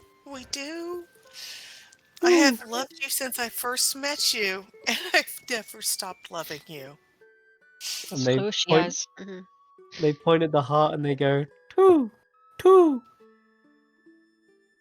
Well, thank you for saying that you love us too. We um we love you, but if you want to go, it's okay. If you want to stay, we would love to have you. Whichever you choose it, you choose. This is your decision. We won't make it for you. We won't force you. And because you can understand them, they say, "No, no, two, two of heart." Ah, she's Oh, pregnant. No, I think they're saying that they're a member of the carnival cards, so should stay with the carnival cards. You see Juniper Oh, nod. No. then I'm gonna throw my arms around Juniper and I'm hugging her tight and I'm actually crying because I'm so glad you're staying. I really, really, really, really, really am glad you're staying. I love you so much. There they are. Juniper, you're not pregnant then, eh? No, Okay. don't think I am. Looks confused. Yeah, there's the two of hearts Carla created. I should really get round to making the others of those, but I never got round to it. There we go. Juniper is here to stay. They're part of the carnival cards. They couldn't bear to leave. Part of the party. Can bear to So leave. getting back. Okay, well, now that we've got that sorted out, yeah, I'm wiping my eyes and my nose, and I guess we should send the others back. All right. So with that, in Rodolfo's instructions about again clearly going over how the rhyme goes, the movements, turning three woodashins and singing the song, and the Campestries help them along. And let's see, we got an annual festival song. Here we go. You can already hear it sounds like the carnival music almost. It's this upbeat, jolly beat that's just continuing to rise everyone's spirit. You see, even Star starting to like clap their tentacles together and spinning on the spot. Even though Winterbow is quite an old centaur, he's still got the moves. And Ruben's just got this childlike, playful nature, so he's more than happy to sing along and spin in tow. So yeah, with that, the Widdershins begins to stir the magic alive, Rodolfo, and you see a portal beginning to open before anyone else does. Swirling beneath their feet is this magical fey crossing, and beyond that, glittering stars and that twilight realm seems to merge together, meeting with the twilight of the material plane. And over the hedge they go, as Star, Ruben, and Winterbow are transported safely back to the material plane. And you see Star give one little wave with their tentacle, and Winterbow takes a bow, and Ruben kind of shyly, waves Thanks. I can't wait to meet this girlfriend of mine. Yep. Hopefully, I mean, You were gonna say something awkward about my age, wasn't you? no, Tarquin quickly scribbles a letter and chucks it to them. Like, there's an explanation. I spoke to her, so hopefully she'll understand it. If you don't transform back to normal, is my point. You know. Right. As you see him falling away, and weirdly now kind of standing upside down. It's almost like this turning Widdershins turns them around upside down, and they're standing on the other side of a different fairy ring, somewhere in a kind of a hilly area. There's green grass. It looks safe. It looks quite windy, in fact. The grey Winterbow's grey braids are sort of whistling in the wind. And as Reuben is standing on top of this hill, you see he is of the same mature age he was before. A much, much older halfling. Still the same height, roughly, maybe. But seems like that age has come back to him. And I'm going to need to make them roll a wisdom save. Let me see. Us? No, just Reuben. To see if he remembers anything of the Feywild. And he kind of looks confused for a moment and turns around, and you can perhaps just hear his fading voice saying, like, "What? How did I get here? What? Where am I? Who are you?" And then that's it. The portal begins to close up. Hope at As- least the letter will provide something. Yeah. So, and you're left standing with the Campestries who are like, "Oh, what a beautiful song! Well sung, everyone! Well sung! Shall we sing another one? Yes, yes, I think I could. Sing all day, sing all night, and sing all twilight." And they just begin again another song following on that one. "Let's sing the Magic Beast Farm." The Magic Beast Farm? Yes, from Final Fantasy Tactics Advance. God. In the Magic Beast farm, the magic beasts are kept from harm. And so Wait. we should all keep calm. Maybe we should head off. Aren't we on a time limit? Yep, and Tarquin is going to walk over to this guy and just be like, he kept up his end of the deal, led us here, so I say we let him go. And it's my vote, but I'll take other people's, because at the end of the day, you know. I mean, we could chuck him in the mists, but that seems a bit of a dick move as he's held up his end. I'm fine as long as he promises not to come after us again. Yeah, so I have no reason to follow you. My Okay. charge was to the fairy rings. okay, and if anyone asks, you didn't see us. And no He corrupting nods. this one, because that would be mean. These guys are lovely. You're just Yeah. meant to guard the corrupted ones, right? Not corrupt new ones. I am not the cause of the corruption. Exactly. So, with that, in just as one last thing, this is sort of just one last thing as sort of messing with us a little bit. You call it the rule of reciprocity. As Tarquin unties him, he's just going to give him a kick from behind and just send him sprawling into the stream. Bye! Okay, yeah, sure. He kind of splashes in there. No harm meant, just a little bit of fun, right? You know what? That's Speaking of fair. I think we can all agree that that's fair. speaking of reciprocity, Tanwen's going to give some crochet flowers to the Campestry, and to thank them for their help with sending the some of the people back through to the material plane. So I'm gonna say I know they're not much, but I love making little flowers. So here are the little crochet flowers for you. They're wonderful. Oh, we will cherish them. Beautiful. Thank you. If I could be a flower, I wouldn't be a rose. With my exquisite beauty, getting judged at flower shows. one of 100 hybrids. One octet rarely seen. I choose to be a wildflower. Original beauty queen.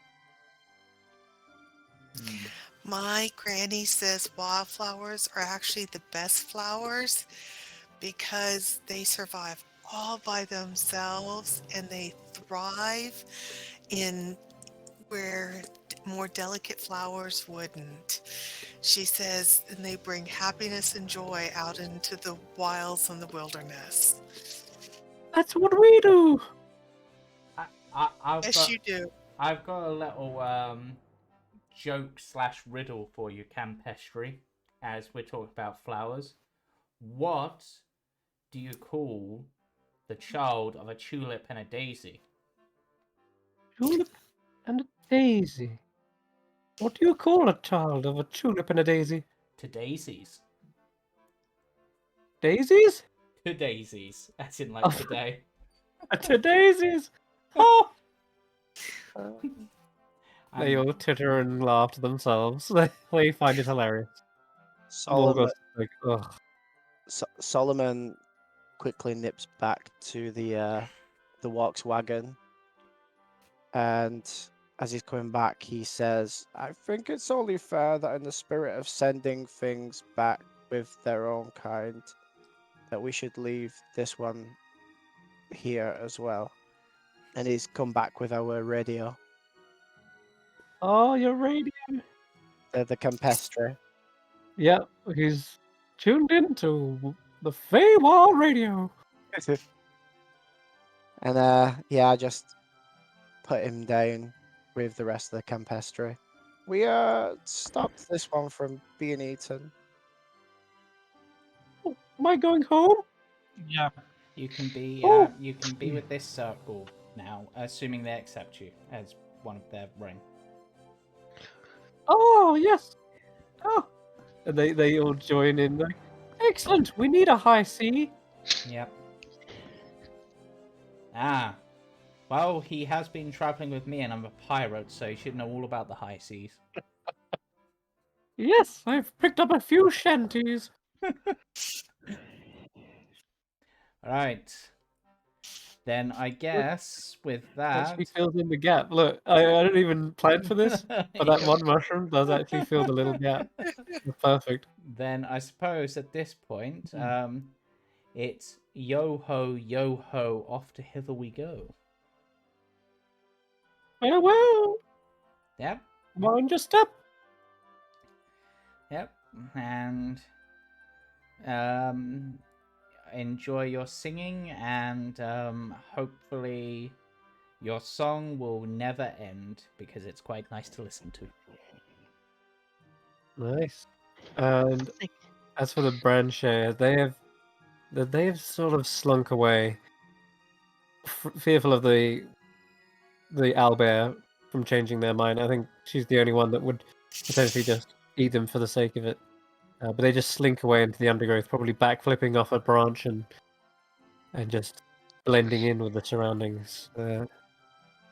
They pull out their own flute. Perhaps that's the last thing we hear of them actually joining in with the song as it trails off into the distance. Before we go, I'm gonna do one thing. I'm gonna ask my swarm. We're somewhere healthy and with kind beings.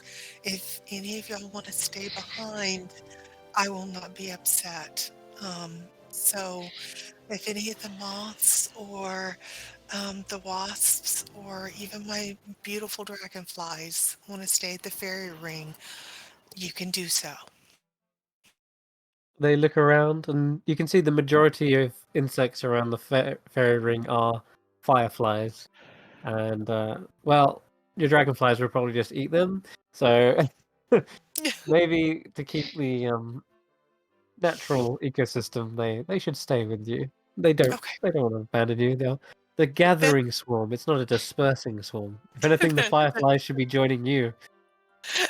No, that's perfectly fine. I was just worried about the moths. You know, they joined me kind of late, and I They just want to did. make sure that they know that if they want to stay somewhere that is beautiful as this, that they can.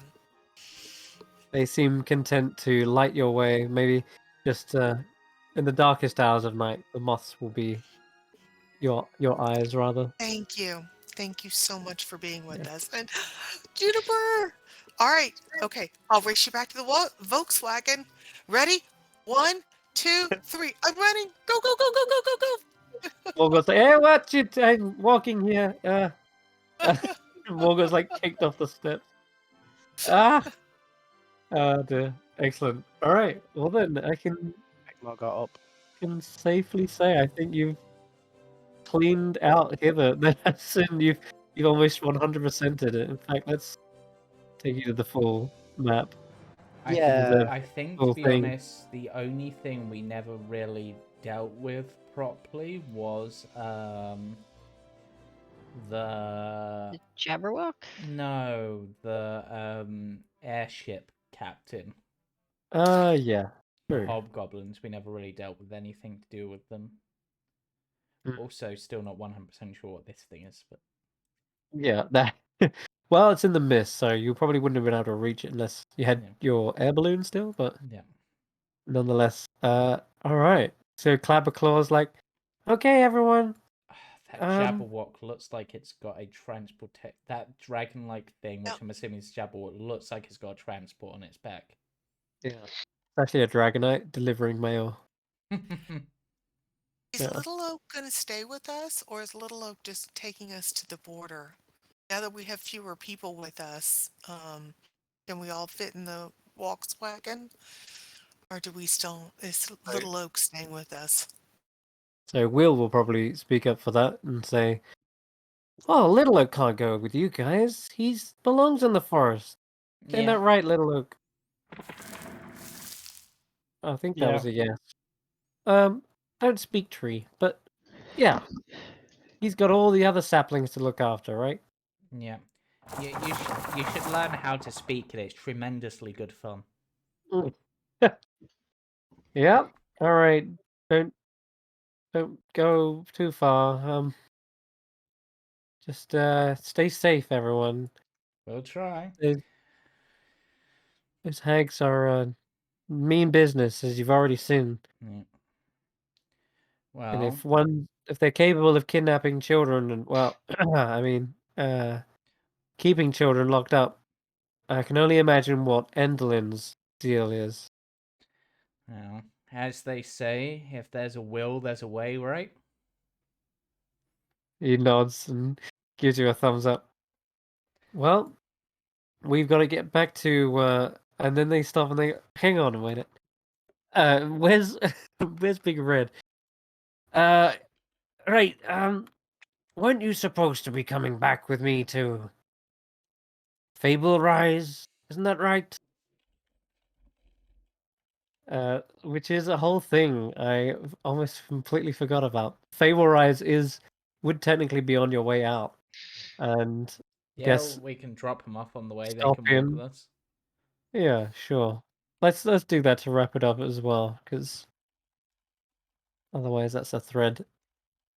So you do make it to Fable Rise. It's very near the beginning of Thither, and that long funneled web that descends into the strange cocoon-like realm of Fable Rise. You've returned with Will, with Big Red, and they are the original characters of a long lost tome known as The Boy Who Refused to Grow Up. So Yarn Spinner and Wendy are here to greet you as you wander into the cocoon realm. And of course, Will he doesn't get a chance to say anything before Wendy rushes up to him and brings him in for an embrace. Will, I thought you were gone. I thought you were never coming back. And Will just says, "I'm sorry, Wendy. I'm sorry. It was stupid of me to even leave. I just hated that ending." And Wendy says, "Well, you'll be pleased to know we've rewrote the book." And from out of the uh, the big library, you see Yarn Spinner crawling out, and he seems to be holding out a book towards Will, and it is the damaged one with the ripped pages, but they have been repaired and new pages have been placed. Wendy takes the book from Yarn Spinner. Thank you. See? Read for yourself. We have a happy ending. We can stay together and we can go on all kinds of adventures. Will starts to tear up, most likely. Just, I've been such an idiot, Wendy. I've... How can I make it up? And she just says, let's just go home. We got all the time in the world to fix things. It's fine. And Big Red shows his face and says, did you rewrite my part in there, or am I still a scumbag pirate of the high seas? Wendy's like, don't worry, you go good in the end. Look, see, you save a bunch of children from a horrible sea hag. And he goes, huh? Let me see that. And sure enough, it's weird how the real events of the Thither have almost sort of bled into this new story that Wendy has wrote, where both, I'm going to say, Will and Red work together. As they say, there's this Sea Hag's Cove who's kidnapped the lost boys, and it's up to them to work together for once, using his pirate ship to see to the cove, save everyone, with the help of a daring few adventurers from a crossover novel, the Carnival Cards. And it all comes together in the end, and Wendy has done a stellar job. She's most likely going to go on to write many novels and do many book signings, and Yarn Spinner couldn't be more proud of her. Yarn Spinner approaches you all and says, "You've done well. I can't believe it's all come together. A perfectly weaved web. You should be patting yourselves on your backs, on your abdomens." Well, sometimes all it takes for things to turn out right is just to reshuffle the deck. I need to reshuffle my library. I still have that awful creature to deal with. That husk or ghost. The strangest thing.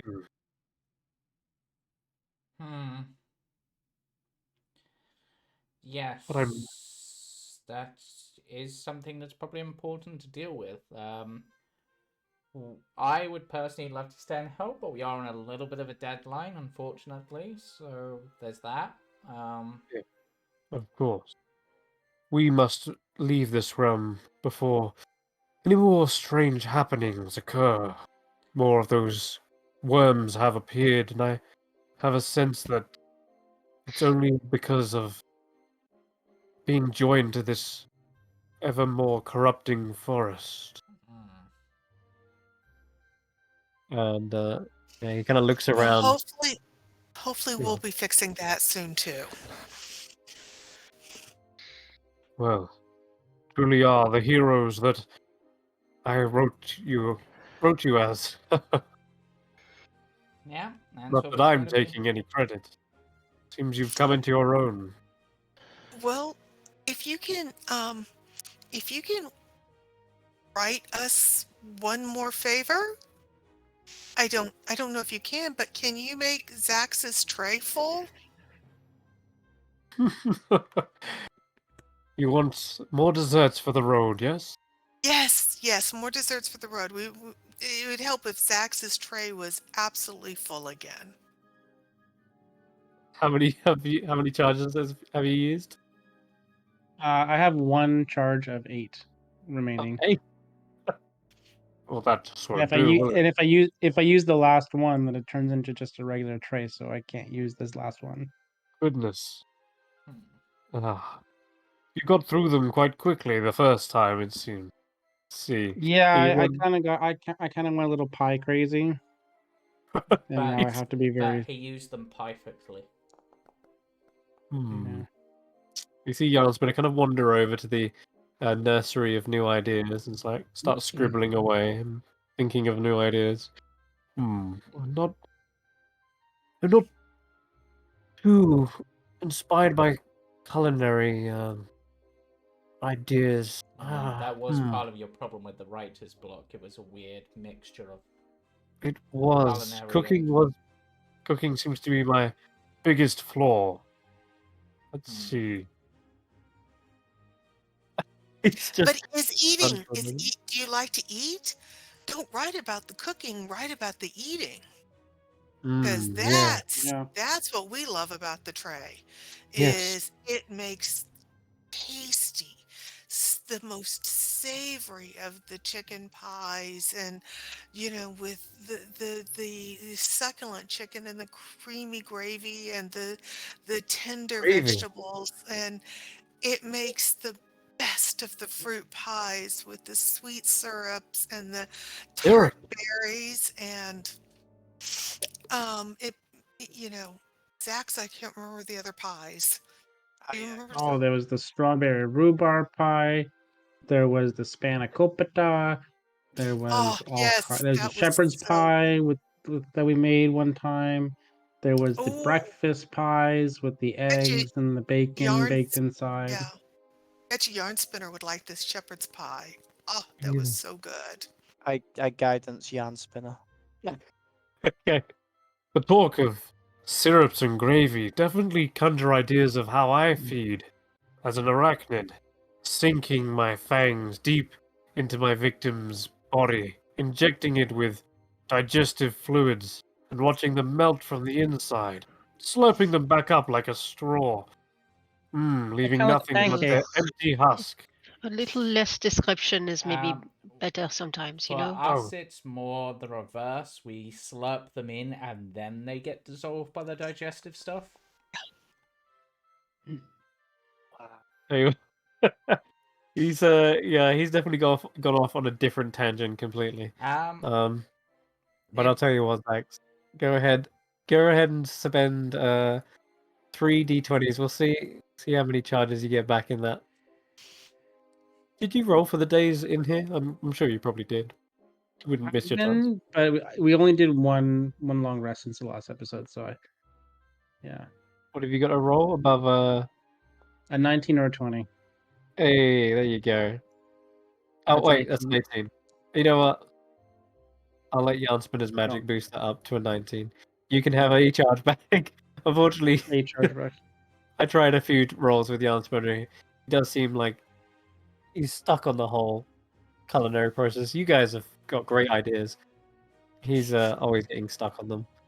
But there you go, an extra Thank charge. you. I appreciate that, Yarn Spinner, and Tanwen, I appreciate that as well. Thank you. Well, of course, Xaxx. I like the pie tray too. I'll admit this was a little bit of a selfish request for me. You make some of the best pies ever. It's really not me. It's the tray. True, but I don't really do much of anything. But you have the imagination to come up with the dish in question, which is what makes the pie so good. Yeah, I agree. Honestly, your belly seems to be one of our greatest assets. I'm You glad see, that I can be of assistance. Will is also saying his goodbyes to the other children and says, I know I've been kind of the de facto leader, but you're all free now, and you have Little Oak to protect you. And some of you have families to get back to. Like Looking at you, Yvalda. Hmm. So, I'm hoping, Little Oak, can you get them back home for me? And you see him nod. Alright then. See you all, guys. I gotta go home as well. And you see him holding hands with Wendy as they fly up into the air. Come on, Bella, you too. And you see the little pixie joining them. Big and Red just chasing after them. All right. And you see Yarn Spinner kind of close up a book. And with that, they sort of poof and vanish away. You have a story to finish as well. We do. Thank you very, very much.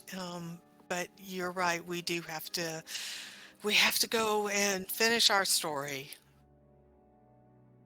The next chapter is, well, will be one of the stormiest, darkest chapters. Yes. But I'm sure your light will prevail. And he kind of seems to eye up Xaxx with his 8 eyes as he's saying this. The moonlight, that is. Oh, yes. Sorry. I was Mhm. sort of lost in a train of thought there for a bit. Yeah, the moon. That's me. Me and the moon. Seems odd. You're almost fitting, actually.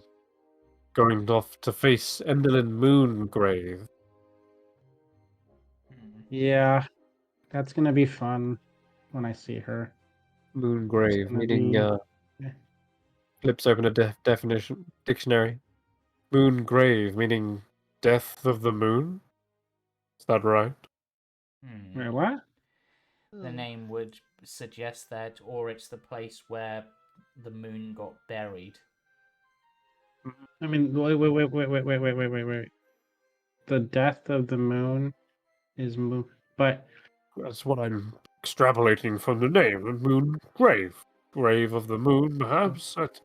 you guys don't think that she's the reason why the moon is the moon rocks are all down here, do you?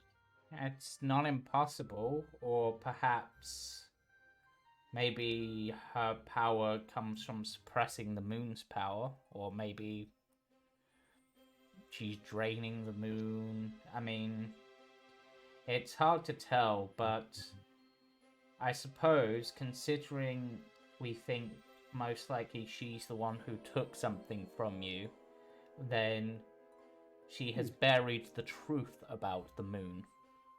Let's consider that. She's definitely the one, or her accomplice person Hmm. is the one who took my thing. Yeah.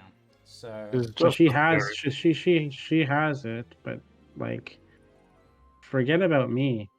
Like, is she, because she was Moongrave before we came to the carnival. yeah. Like, did she do something to the moon? Like, there's moon rocks. There's moon rocks around the town where we I were in. mean, I've been finding moon rocks around here. There's moon rocks in the tavern.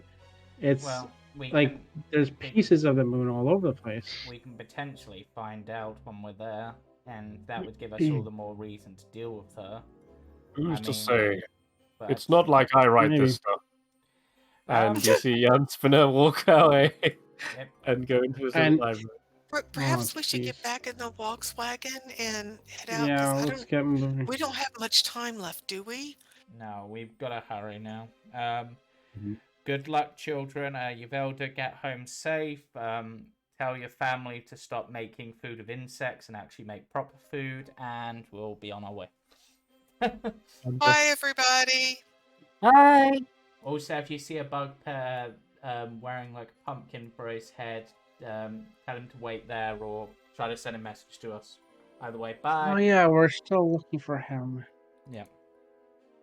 Uh-huh. Alright. Back to Hither's Swampy Rivers. And okay, Clavicle says, takes a little longer on foot, but I'm sure there's a windy path through here somewhere. And Clavicle just wanders into the mist, and you just hear the sound of his clinking coins, sort of showing you the way. Even though it gets almost impossible to see, the walls around you make it such that only a singular path can be followed as you begin winding your way through a canyon. And eventually, before long, the smell of swampy, stagnant water fills your nose. You hear the buzzing of flies and insects, and your ground beneath your feet becomes spongy and soft. And you have waltzed and wandered back into Hither. And yeah. He's wishing I didn't give away the stilts now. Well, I'm gonna miss the forest. I really felt such a connection with that forest. I'm I gonna mean, miss it, the it felt moon. like it just boosted me, but I'm I'm glad we're making progress. Long of a travel does it seem like it'd be to downfall? Well, traveling back to somewhere you've been is always a faster feeling. You say like a day's travel. Where do we Yes. know where we are? It will be the 8th day by the time you get to Downfall, which would mean your time is on the dot, effectively. Like Yeah. they said, you have 8 days. This is the 8th day.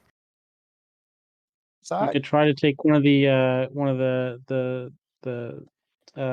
what are they called? Pipes. There's no point, and I doubt Juniper or the Volkswagen could do so. yeah, I don't think they could fit down the well. That's a little trickier. Yeah. But we're in the But Volkswagen, so it'd be pretty quick.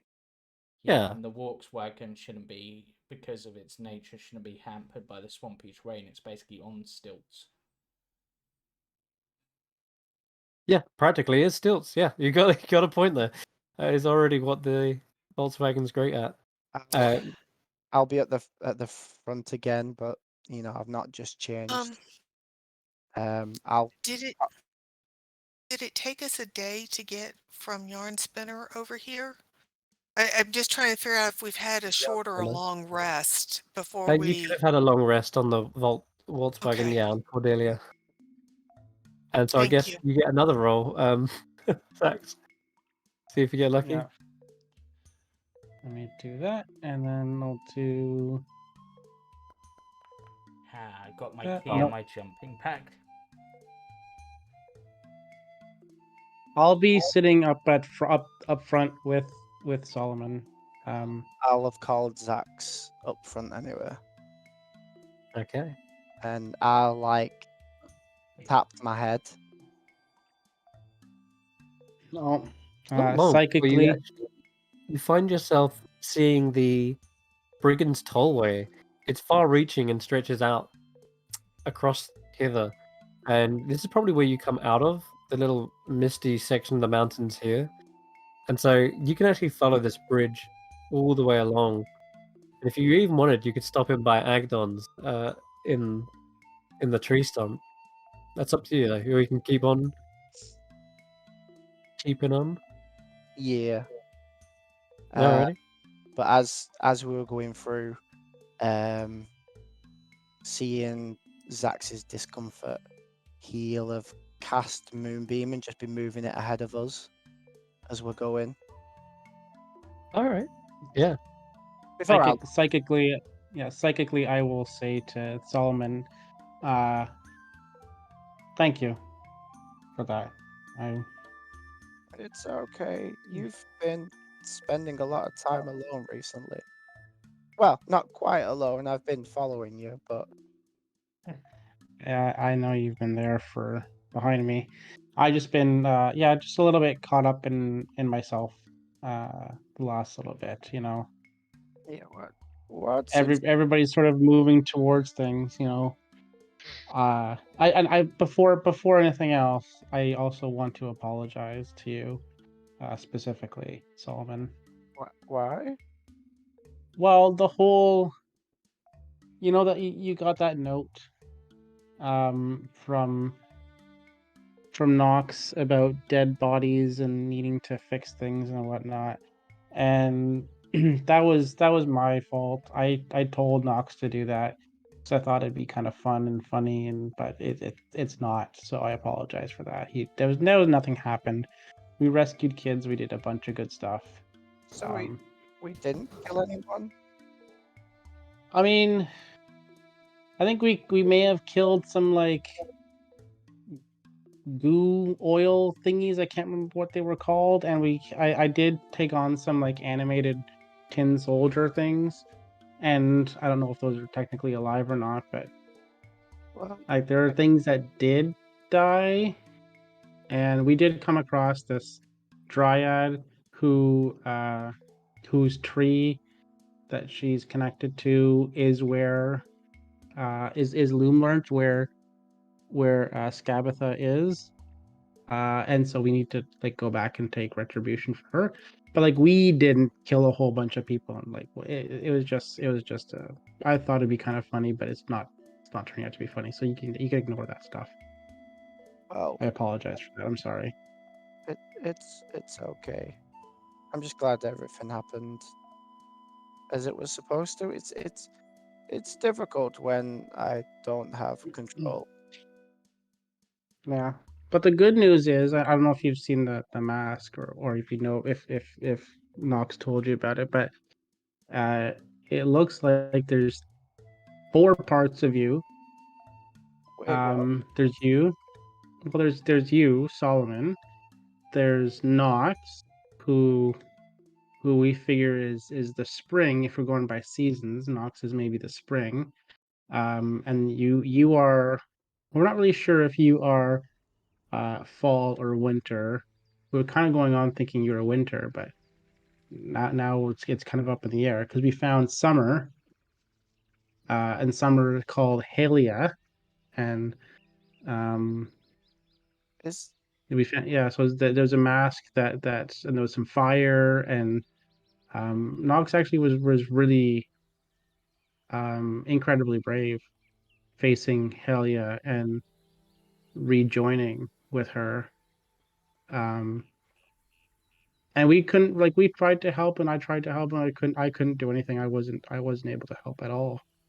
what? Um, Is that but is that why I felt so angry? yeah, When I saw yeah, the Helia has the anger side of things. But I think it's sort of, I think it's just part of who you all are together. It's just a different side of it, and Helia is the angrier side. Um, you are not the happiest of sides, but you're still good, and you still help people.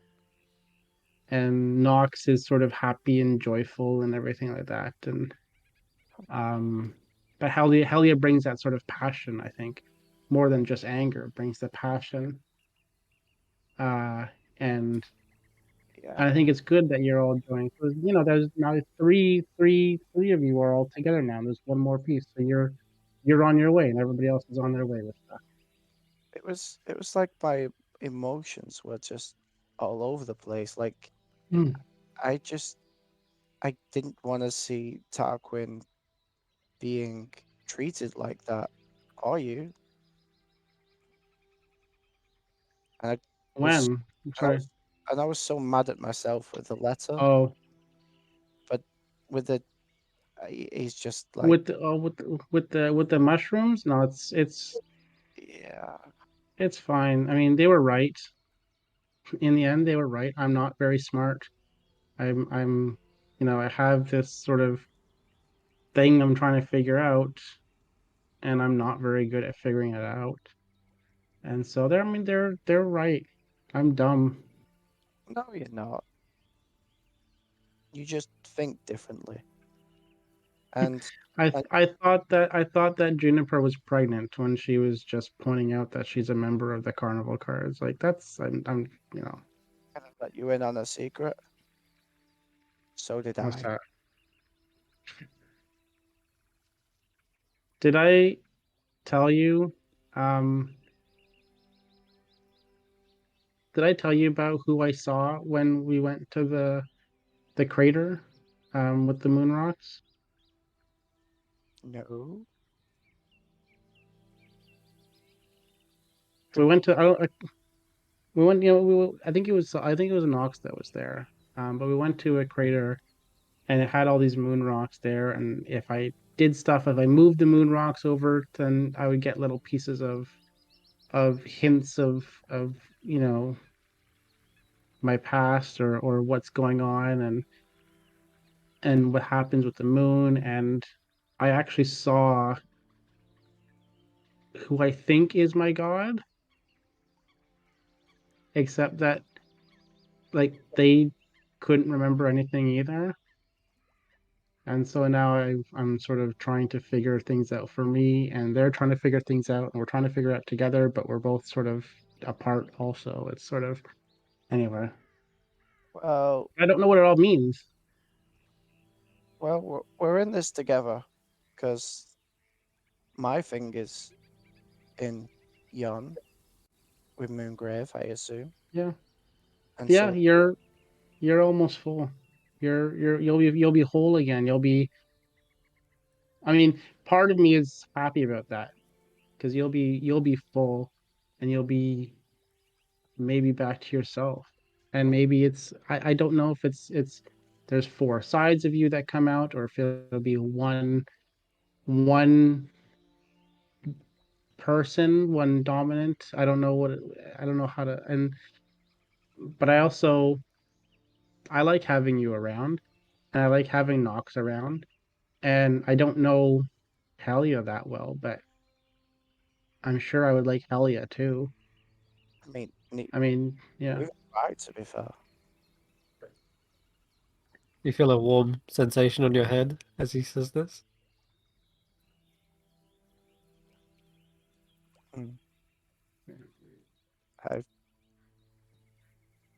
I didn't even know Nux until you guys told me about her. And now I hope there's I don't know if you guys feel any kind of connection when you're internally. I know there's a bit of a disconnect when Nox is here and you're not, and vice versa. But I hope there's a bit of a connection. I hope there's something that gets passed between you, because and don't tell this to the others, but you and Nox are my favorite, and Helia, like the three of you. Well, that's because And then whoever the fourth one is going to be, also good, and the four of you will be my favorite. but yeah, we'll find your thing and my thing together, and we'll both be complete. I don't know. We'll make sure of it. My thing isn't a thing. It's it's I don't know how, I don't know what it's gonna look like. I don't know what it's gonna be. Is it gonna be like I smash a bottle and then this mist comes and fills me up and I remember everything? I don't know what's gonna happen. You know, Tanwen has Samantha back, and that's fantastic. I love that for her. And Yeah, Tarquin's gonna get his key when we get back to the thing, and you've got your part, and it's just sort of, yeah. he he's sort of like takes the mask off and just is looking at it, and he's just like, who knows? Maybe you've got a mask. Maybe. Either way. We'll find out. We'll fix both of us. You're not broken. Well, technically, you You're just said that I was. I am three parts of a four. no, you're not broken. We just need to find your other part. And it'll fit in like a puzzle. When a puzzle's all separated out in different pieces, it's not a broken puzzle. It's just not together. And that's what you are. And your puzzle is your memory, right? Yes. And my god's memory. Who I don't even know what my god is called. I don't have a name. It's just the moon lady. Do I know of any moon-based gods? You can roll a religion check. Cool, cool.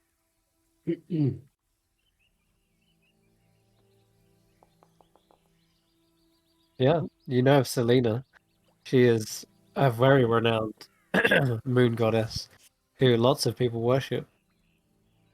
I say the name into his head in the hopes that it kicks up something. Selena is definitely on your mind as well, Xaxx, except you understand that Selena is the god that is in the sky Yeah, right there. She is the existing moon. Your god is one that is shattered and fallen. Yeah, it's a nice thought, Solomon, but And I don't think that's who she is. I think my god is, I don't know if what happened between my god or with my god with Selena, but my god's not in the sky, and Selena is. Yeah. And my god is in need of help. Well, we're helping a lot of things recently, so Not, I don't need to. It doesn't need to be added to the list though, because we have a lot of people and a lot of things, and it's What? just why not? I mean, we're doing so well. We saved 3 different people, and now we've got a few things to collect here. Tarquin's key, the heart for Octavian, and the stag's head for Clapperclaw. maybe once we finish here, we can we can take a look at that. I mean, there's been all these little clues, and like with the Watcher's Pool here in Hither, and there was the crater, and there's the traveling tavern, and my stuff, and all these little pieces that are on a road, and I was told we're both on the same road, but I just don't know where the road's going, and I don't know where we're gonna find stuff, and all I know is if we go to Yon, uh, that in Yon is the person who took my memories, and if Maybe, and when I run into her, I'm going to try to kill her. well, if recently has been anything to go off, I will probably help you. Like I know we were nice with Sopig, which I was a little surprised at, and we were nice with I can't remember what the person at Bevrona's thing is with April. April, All right. but Well, I don't know if we're gonna be able to be nice to the other one. Well, maybe what you're looking for is, Purity. yeah, maybe you're looking for like the moon's core. Maybe the moon's core. Maybe you gotta put all the pieces together. Maybe I gotta find. I don't know. I just gotta. If I hear something calling, if I then I'll go to it. That's May- about it. Maybe you need to get your memories back before you can find what you need to do to save your god. If I can get my memories back. I'm You know, sure. when Nox did her thing, uh, it was amazing. It was remarkable. I don't know if I'd have that strength, that ability. I'm a little scared of what's gonna happen there. I'm sure we you. have we have arrived, everyone. Oh, We have Oh, made it sorry. to Danford. Happy face. Shall we yeah. park Cordelia here and get a boat Yeah. across? So if we leave Cordelia here, we obviously can't take Juniper with us. Clapperclaw, Morgot, do you want to stay here whilst we go and keep an eye on the car and the owlbear? I Whilst we really want to go. get my head. I want to make sure I get my head back. So I'm Okay. coming with you guys. Okay. Then Squirt, do you want to stay with the wagon? Yeah, I don't mind. I'll grease up the gears. Yeah, you do that. So Morgot, do you want to stay with the wagon? You know, because obviously, I Hmm. suppose you. You should keep an eye on my brethren here in Yeah, case they think of. I mean, they will think of something, but they will have to get past me first. yeah, exactly. Morgot, would you do me a huge favor and keep Samantha with y'all, please? I want to make sure that she's safe. Oui, I shall. Come, you may sit on my helmet here. Uh, Okay, and here's what they look thank like. you. Thank you so much. I appreciate it. Samantha, I'll be back as fast as possible, but I want to make sure that nobody else can steal you. And if something goes wrong, I want to make sure you're safe. So remember, I love you, and I'll be right back. All right. And it is the rest of the party to go in. You can drag your tokens over to the actual cottage, and you want to go where that little arrow is pointing. To the Tanwen? cottage. Yep, tell me. Tanwen, it Arrow. is this way, in the middle I'm sorry, of the which street. way? Oh, Uh, oh, follow whoops. follow Clapper Whoops. Claw. Actually, thinking about it, So Pig should probably stay with the wagon. I look weird if Uh, we've got So Pig with us. yeah, 100%. That is a very good idea. If there's the rivals of the hag, Yeah. he is best stay with me. Right. Come, so big, I'll keep you entertained. Have you ever seen a lily pad? You might be able to see some strange creatures in the water. And yeah, anyway, we'll drag these over. And you should find yourself back in Bavlorna's cottage. Why, Solomon? You are not concentrating on that anymore? Yeah, I brought out my own token because for some reason the one you gave me I had no control of. Strange. It had a blue outline. Sure. Alright. So Sobig and Juniper are not here. Okay, so you come back up into the creaking floorboards. The door is still stuck. It gives everyone a moment to work together to get it unjammed, and finally, with a heavy thunk, you see it open up. Time's Up immediately comes towards you and shouts to everyone, "They're back! They're back! They're back! Just in time! Time's up! Time's up!" I Yes, remember as we my see, name. we know that the time is up. Thank you for repeating the obvious. My these servants, terrible. April says, "Yeah, they remember their names. And so does Kaya, and so does not April, and so does Lawnling. You named one Lawnling, didn't you?" Yes, we did. And sitting, lounging on the large lily pad, soaking their skin in the swampy water, is none other than Bavlorna Blightstraw, eagerly awaiting you. And you see her reflection, her bulging eyes are reflected in the shards of glass hanging from her staff, and she begins to slowly have her lawnlings turn her around to see you I'm face gonna on. take off the shard that I have on the necklace and give it back.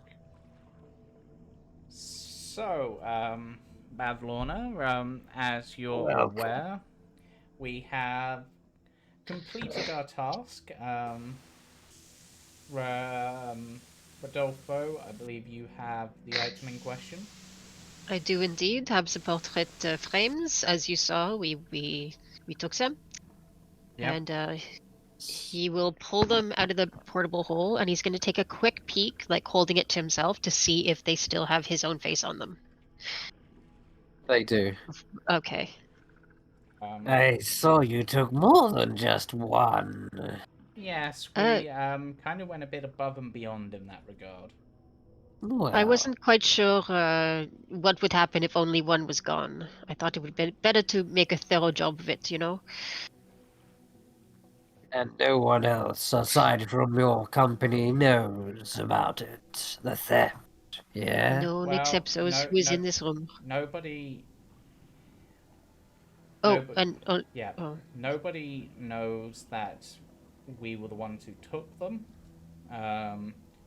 They believe that the act was done on behalf of your sister. Well done. And bit of bonus point. I'm not sure how much this works in your favor and might earn us a little bit extra, but we also basically removed her entire workforce. What? There are no longer any children in Loomlurch, apart from a small pig. And a dwarf in a cellar, but I don't think that's a child. You will not get any such extra. You was merely meant to That's fair. That's fair. inconvenience my sister, but you've actually hindered her work. Now that's a true Would you not call inconvenience. this an inconvenience? Yes. I mean, Pretty big one, yeah. it was part of the necessity. Sounds like you've grinded it to a halt. I would call that inconvenient. And she'll be so mad at Moongrave. It's like the equivalent of me asking you to get a door stuck in my cottage and instead sinking the whole thing. Well, it was more in order to make it seem like that wasn't all we were up to, we had to make it seem like there was a bit more to it, and it will definitely put their full ire towards Moongrave. I think they may also be annoyed that Moongrave's assistants in the hut, aka kicked her pet dragon. A dragon? Yes. Oh, right. Yes. Cool. She has a little pet. Well, a deal is a deal. And that deal is done. Exactly. So we will, of course, take our goods that we were promised from you. We will leave the portraits with you. And what is this? Who are these fine family? They seem to resemble you, Rodolfo. I mean, if I am honest, it seems that a little bit of blood is all that is needed to turn it to whoever was in the portrait. So I assumed it was some kind of witchy magic. You put a little drop of blood, and they are you again. I don't question the strange ways of witchcraft. I assumed it was beyond my understanding. The whole collection is going to spur more than just a little revenge prank. I'd best be prepared for the worst. What are you trying to do? Sow a war between us?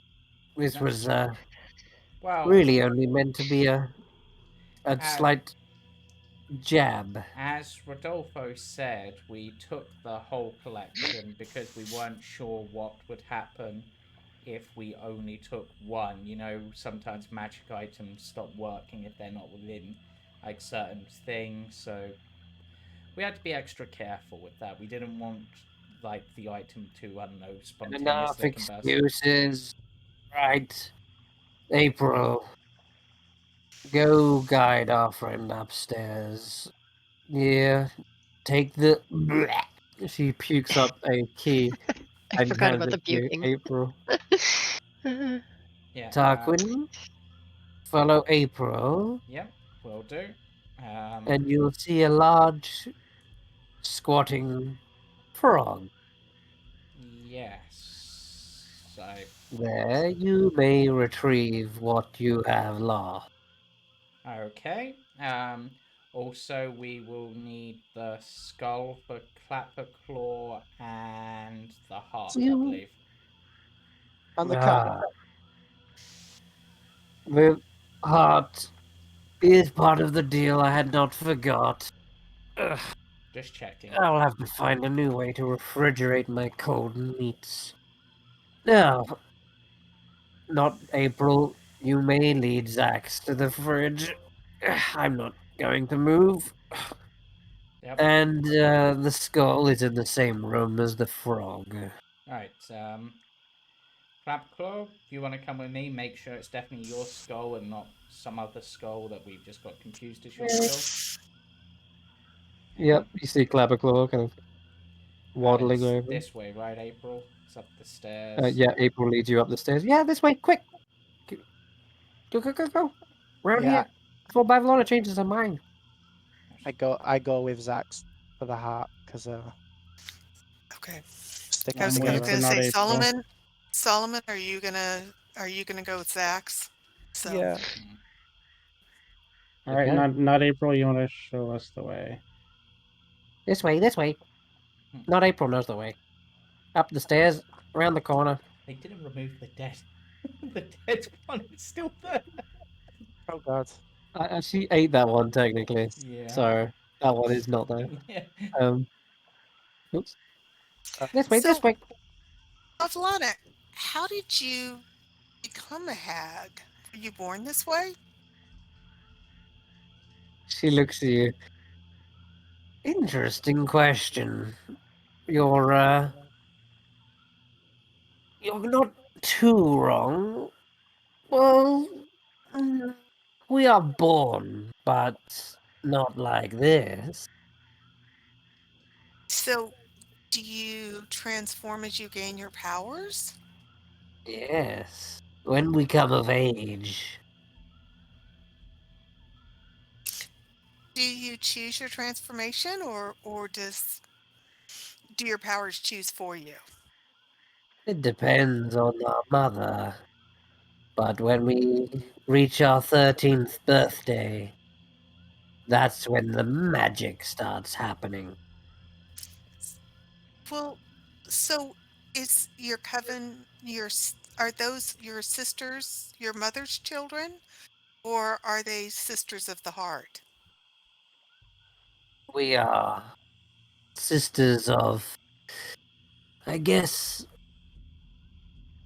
ah, See, this is where it gets complicated, Tanwen. We are not really blood sisters, so far as from the same mother. Interesting. So But how did y'all become a coven then? because our actual mother shares our same birth. In a way, we have two mothers. It's very Fascinating. strange, Tanwen. Not really a conversation for, well, it's a conversation for another time. Perhaps one over more suitable circumstances. I absolutely understand. So, what do you like to do when you're not hagging? Is hagging a verb? Well, well, while And you're asking that, I'm gonna. and I'm just gonna keep talking to Yeah, Bevlana. I'm just trying to gotcha. get her to give Rodolfo and I any kind of information about Yeah. her sisters or Mhm. the coven while the others are doing their thing. Okay. So Rodolfo, you've got a question? No, sorry, ignore that. I Oh, I okay. made the wrong keyboard combination to Oh, something. sorry. No. Yep. worries. Okay. All right. So you keep Babylon a token. Mhm. Um. Yes, we don't And really have fathers, just mother. So you see, it's tricky to say how we're related. Solomon, Xaxx, I'm just going to start with you as well. You rush upstairs, and you're about to get into the meat locker. Um, you actually have to kind of accidentally barge your way past, not Bloody Toes. She's chopping away on in the kitchen, but rather this strange entity that you met before, the Oh yeah. half horse, half human-like creature, and it lets out this slow, sad whinny as you kind of barge past to get to the door. And not April just says, out the way, coming through." What And in she the didn't. hell? Oh yeah. No, Solomon. There was the. I can't remember what we named this one. We had a name for this one, but I can't. Yeah, we saw this guy before. He was playing hide and seek with us in another room. Okay. Yeah. So gonna you kind of wander past them. They don't hinder or stop you. They just seem to accidentally be in your path as you walk around. And I'm gonna give the horse guy one of the glowing mushrooms that makes your tongue glow. okay, sure. They ate the mushroom. Bloody Toes is like, hey, don't spoil dinner. It's just a one little snack. Not like it's a whole Campari or anything. Campestry? Wait, you've got a campestry? Campestry, not Campari. My mind's on something else right now. Yeah, Campestry. Oh yeah, we ran into them. I tried to eat one, but the group Oh, wouldn't let they're me. tasty, right? I got a little bit of like a juicy bit from before because he was soaking in the soup. Oh. But yeah. We got one in the kitchen, but you have to get in the pantry, she says. You'd Oh, have do to get you? past snitches and stitches if you want to save it. Ha! She laughs to herself. I mean, we could.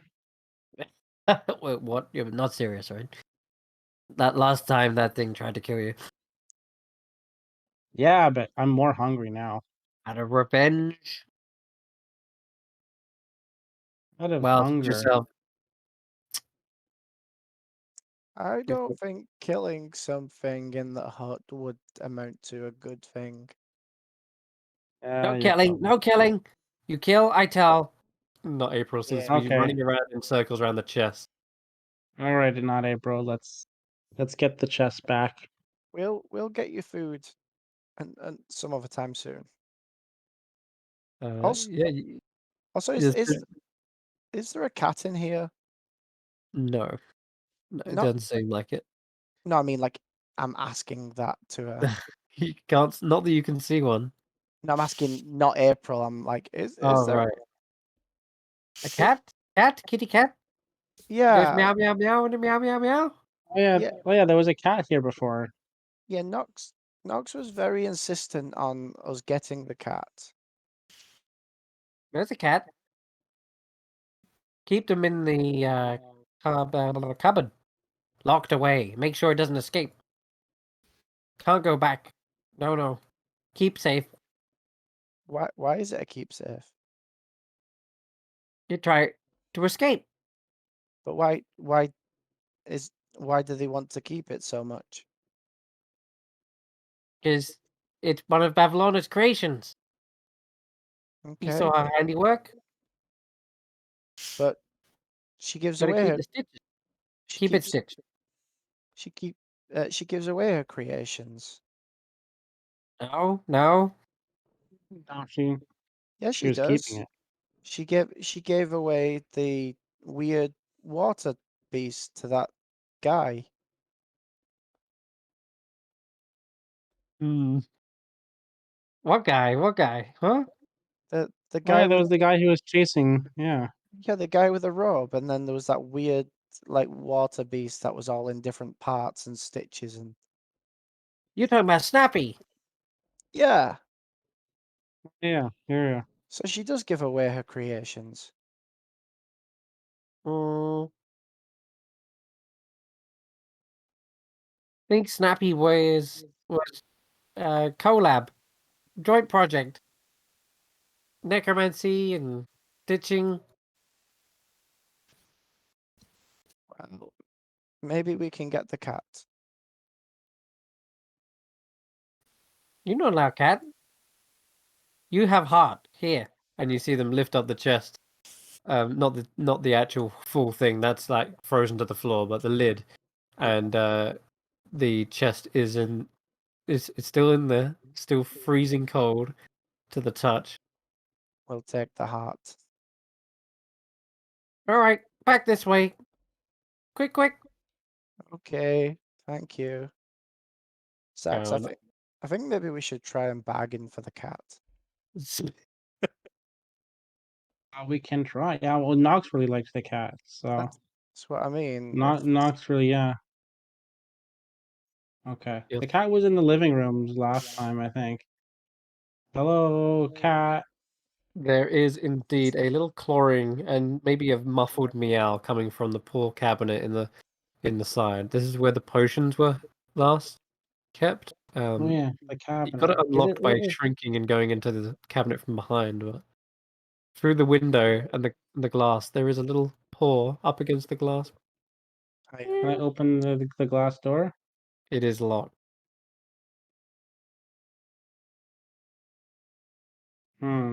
Shuffle Can you it. unlock this? Do you know how to unlock this? Are you good at that stuff? Hey, not April. Can you unlock the key. cabinet door here? Need key. It's locked. Pavlona has key. I think I guess we we're have to going. bargain for it. Yeah, and kind of like rule of reciprocation. Oh yeah. Oh yeah, she'll get mad if we try to steal the cat. Yeah. All right, not April. Let's go back downstairs. Okay, you head back. All right. Now we will finally come to Tarquin and the the room. Mm-hmm. The room. Okay.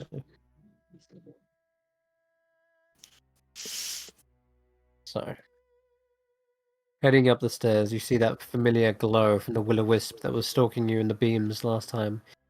Seems to be eyeing you up, just hovering. And Jamie, I think we get a bit of echo from you. Thanks. The rotted plants still lay completely dried and parched in the corner. And April comes up to the door, pulls out the key, and begins to unlock. Hmm. Inside is the musty room. Looks like a miser's attic. And there's heaps of discarded blankets and cushions, clothing of all shapes and sizes, not to mention musical instruments, toys, dolls, jewelry boxes, flower vases, and even child-sized caskets.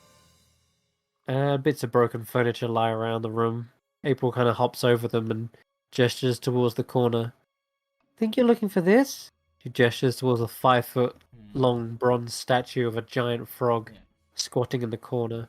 Tarquin looks at it for a moment, and then he's gonna reach into his bag and pull out the key-finding key, basically, and just tap it against his pocket watch just to make sure that it's definitely in like this proximity and this isn't some sort of trap.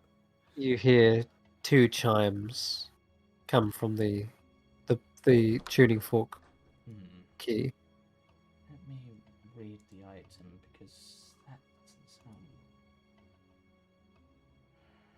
within 5 feet. So I'll step to just in front of the frog, like off to the side slightly, so I'm not right in front of it. 3 chimes. Ding, ding, ding.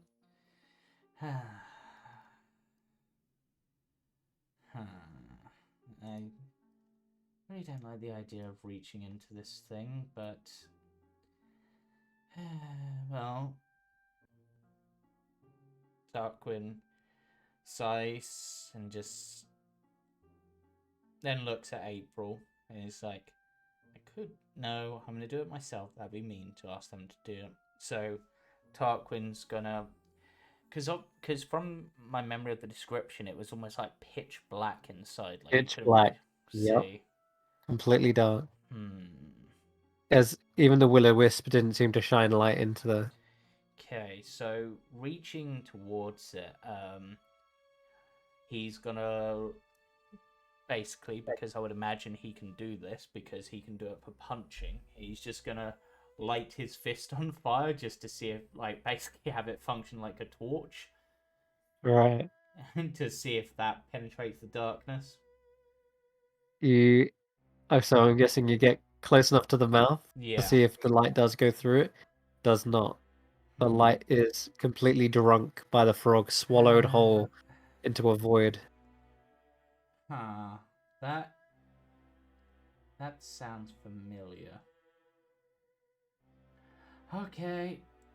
Wish me luck, April. And Tarquin is going to, because I imagine the mouth's big enough, is going to just stick his head fully and see if he can.